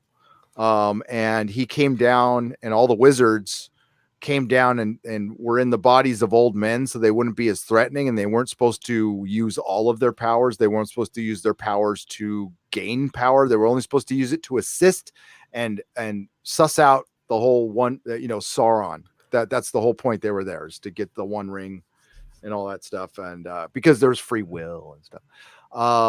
And listen, there's Lord of the Rings experts that are way better than me that can answer that stuff. Men of the West, great channel. Go check it out. That's a great channel for just like pure LOT, basic lore. If you want to get caught up on some Lord of the Rings stuff, it's a good channel. Right. Yeah, I think it's just Second Age. And I was thinking it would be a lead up to the first War of the Ring. That would be very expensive, but this is going to be the most expensive television show in the history of television. So officially, or yeah, what's it going to be? Okay, let me dial that back. The rights cost $500 million. Oh, no way. Yeah. Oh, no way. Are you kidding? $500 million for like no way. Yeah. And they could lose them if they don't put the show in production in a certain amount of time. They revert back to the Tolkien estate. No way. $500 million? It was like they're $500 million. No. Lord of the Rings show. Lord of the Rings. For the rights to all of Tolkien's stuff. Amazon show. Yeah. So they could do like really expensive. The Lord of the Rings series. Is that it? Yeah, $1 billion budget. Well, that's insane. $1 billion, most expensive show of all time. Well, I guess that beats STD, even with all the 40 million an episode shit. Well, okay. Yeah. God damn, that's a lot of money. Yeah, they had spent some insane amount of money to get this thing. Oh, here we go. Amazon's Lord of the Ring, everything you need to know. Oh, I fucking hate IndieWire. I remember I did a podcast on this like ages ago when they announced it. Okay. God, I hate it when they do this. It's actually a prequel series. Yes, it is. It's a prequel series. That's all we know. In the Second Age, an age that spans 3,441 years. So I hope that narrows it down for you. Thank you, Robert Meza, for $2. Thank you for your support. Admiral OF Doom, thank you. Supreme Overlord SJW for $2. Did you read both of my super chats? Amazon Lord of the Rings Silmarillion. I didn't know we got a second one. I'll go up and check. I'm not sure. I can't remember now. Admiral SJW Overlord DVD. I must correct you. Yep, we read that one. I didn't know there was one before that. Oh, here we go. Gary, SJW's probably bust a nut to the episode of Watchmen. Yes, I actually I said that. Actually, Gary, I busted several. That you're using my quote. Okay, thank goodness for the temperature controlled safe in my office. I'm all about zero waste. Well, that's good. So you busted a nut and you saved it. Thank you, Supreme Overlord SJW. Well, that's very good of you. And now there'll be a bunch of little Supreme Overlord SJWs running around. You have a cleaning woman. Yeah. Do you have a cleaning woman? Is she Vietnamese and smarter than you? Oh God. All right. So I got to cut this one. If I missed any super chats. Oh, wait. I see one right now. Jeffrey Wolf. Want to see Doomcock at San Diego Comic-Con panel for $2. That reminds me. Thank you. It's not at San Diego Comic-Con, but I think we could have a Fandom Menace panel at one of the smaller cons, and I'll get back to you on that because it's something I talked about with somebody about a week ago when I went to my television interview. But yes, I think we could see Doomcock at San Diego Comic-Con. What do you think, buddy? Could be. I think it's a possibility. I think it's a possibility. It is a possibility, but we'd have to see. We have to coordinate things. Yes, and get a badge and whatever I got to do. Well, I got a place. What I'm going to do this year, I'm just going to Airbnb it. Oh, really? I had a chance to do it last year and I didn't, but yeah, there's a place I got an eye on in Pacific Beach. It's like right on the beach. It's a house. We'll just get a house and we can, you, me and Jeremy or whoever else wants to go. We'll have our own bedrooms, have a house, parking. It's on the beach in a beautiful part of San Diego. And we could trolley into the con or whatever. Yeah. Yeah. We just got to get those badges. I don't know if we're going to get press. If we don't get press, then I got to try to buy them or something. Right. Or maybe somebody out there can help us. Press is going to be harder for San Diego than New York, but I think it's possible. Right. I think it's possible. Well, that would be cool. That would be cool. Hokey Bear for $19.99. Who was more terrible and wooden in their respective Star Wars roles? Hayden Christensen or Daisy Ridley? Ooh. Gotta be honest about this. Well, I think Christian Haydenson, just because he had to sell falling in love with Amidala with dialogue that really should never have been penned by a mortal man. And Jay-Z Ridley just basically goes, "Oh, look over there. Don't hold my hand." I mean, she doesn't have a whole lot to say. So she's not, her line delivery is not the problem. Her line delivery is not the problem. The problem is the actual lines that she's delivering, but she doesn't have to have the weight that Hayden Christensen had. I mean, he had to sell all these horrible love. It was just creepy. It was not well done at all. George Lucas can never write a love story. Did he wrote American Graffiti? Did he write? He must have wrote it. Did he have help? Or Gloria Katz wrote that, right? Yeah, Katz and Hayek. Willard Hayek, Gloria Katz wrote it like basically for him. And they also did a polish, I think, on Star Wars too, by the way, uncredited polish. So yeah, and he wrote the prequels though, so we can see what the difference is. I'm glad I could still remember that off the top of my head. I used to be able to remember cast and crew for Star Wars, American Graffiti, every one of those movies. I mean, right down to editors, assistant editors. They were rock stars to That's me. crazy. I used to be able to remember their names off the top of my head. I'm a nerd. Yeah, George Lucas is I don't want to go. That's an insult. It's a terrible insult. So let's just say George Lucas doesn't have the passion to write a love story. There might be a physical reason for that.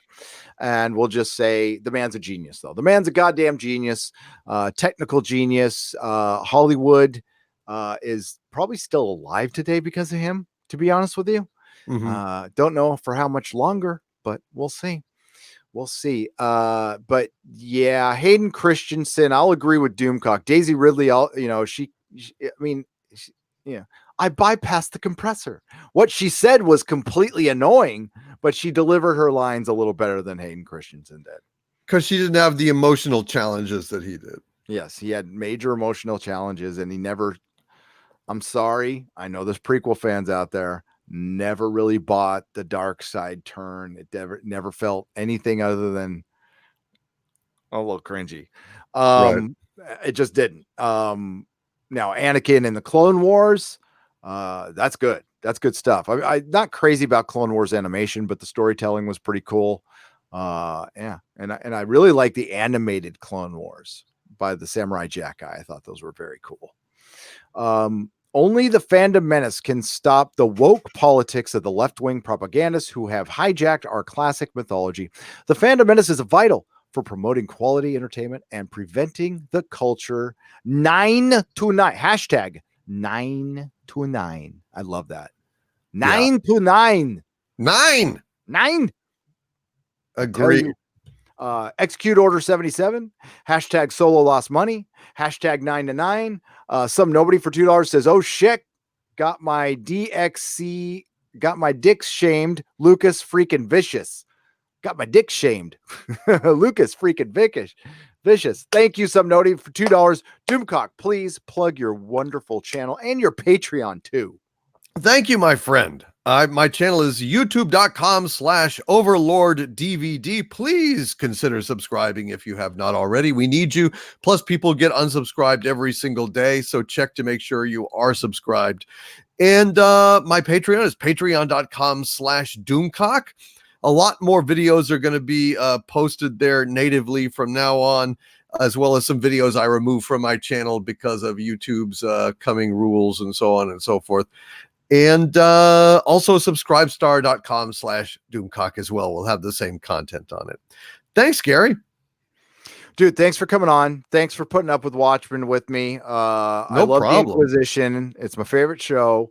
We will be back on Doomcock's channel next week at 6 o'clock, back to the normal time. So 6 o'clock, a little earlier for everybody.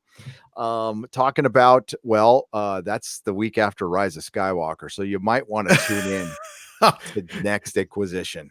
It is going to be hot, folks. We are going to crucify this thing. We'll both have seen it by then. We will be talking together, and it will be gold. It will be just, it's going to be fun. Fun. So check it out, guys. And I had a fun time tonight after I had to, of course, watch Wokemen, which was supremely painful, but I'm glad we got this out of our systems. Yeah. And thanks for doing The Expanse earlier on your channel. We talked about The Expanse for a couple hours. It was a lot of fun. It was a great show. Absolutely. So, check out Doomcock's Twitter for the link, and I'm sure it'll be on the Harvey channel soon. So I'm going to be working on after this. I got to finish a video because I haven't put one out in a couple days, and got to keep the algorithm happy. As far as the Nerdrotic Nooner tomorrow, if I missed any super chats, I'll make them up then. It'll later in the afternoon because I have 2 videos to work on. And after I'm done with that, I have Doctor Who and Star Trek to tackle.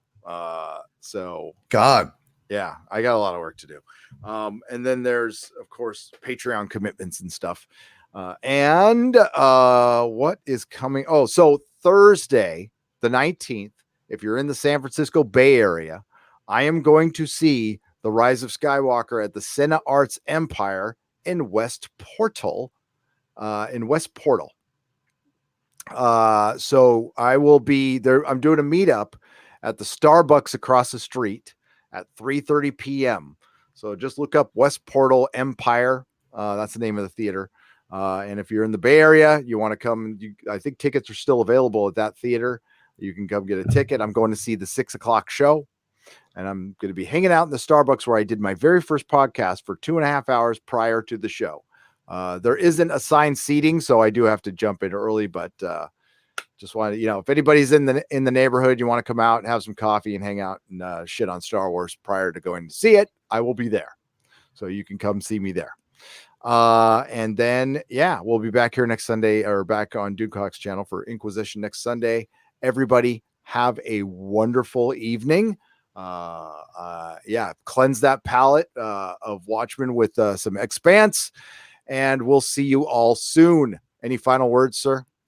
No, just it's been a pleasure.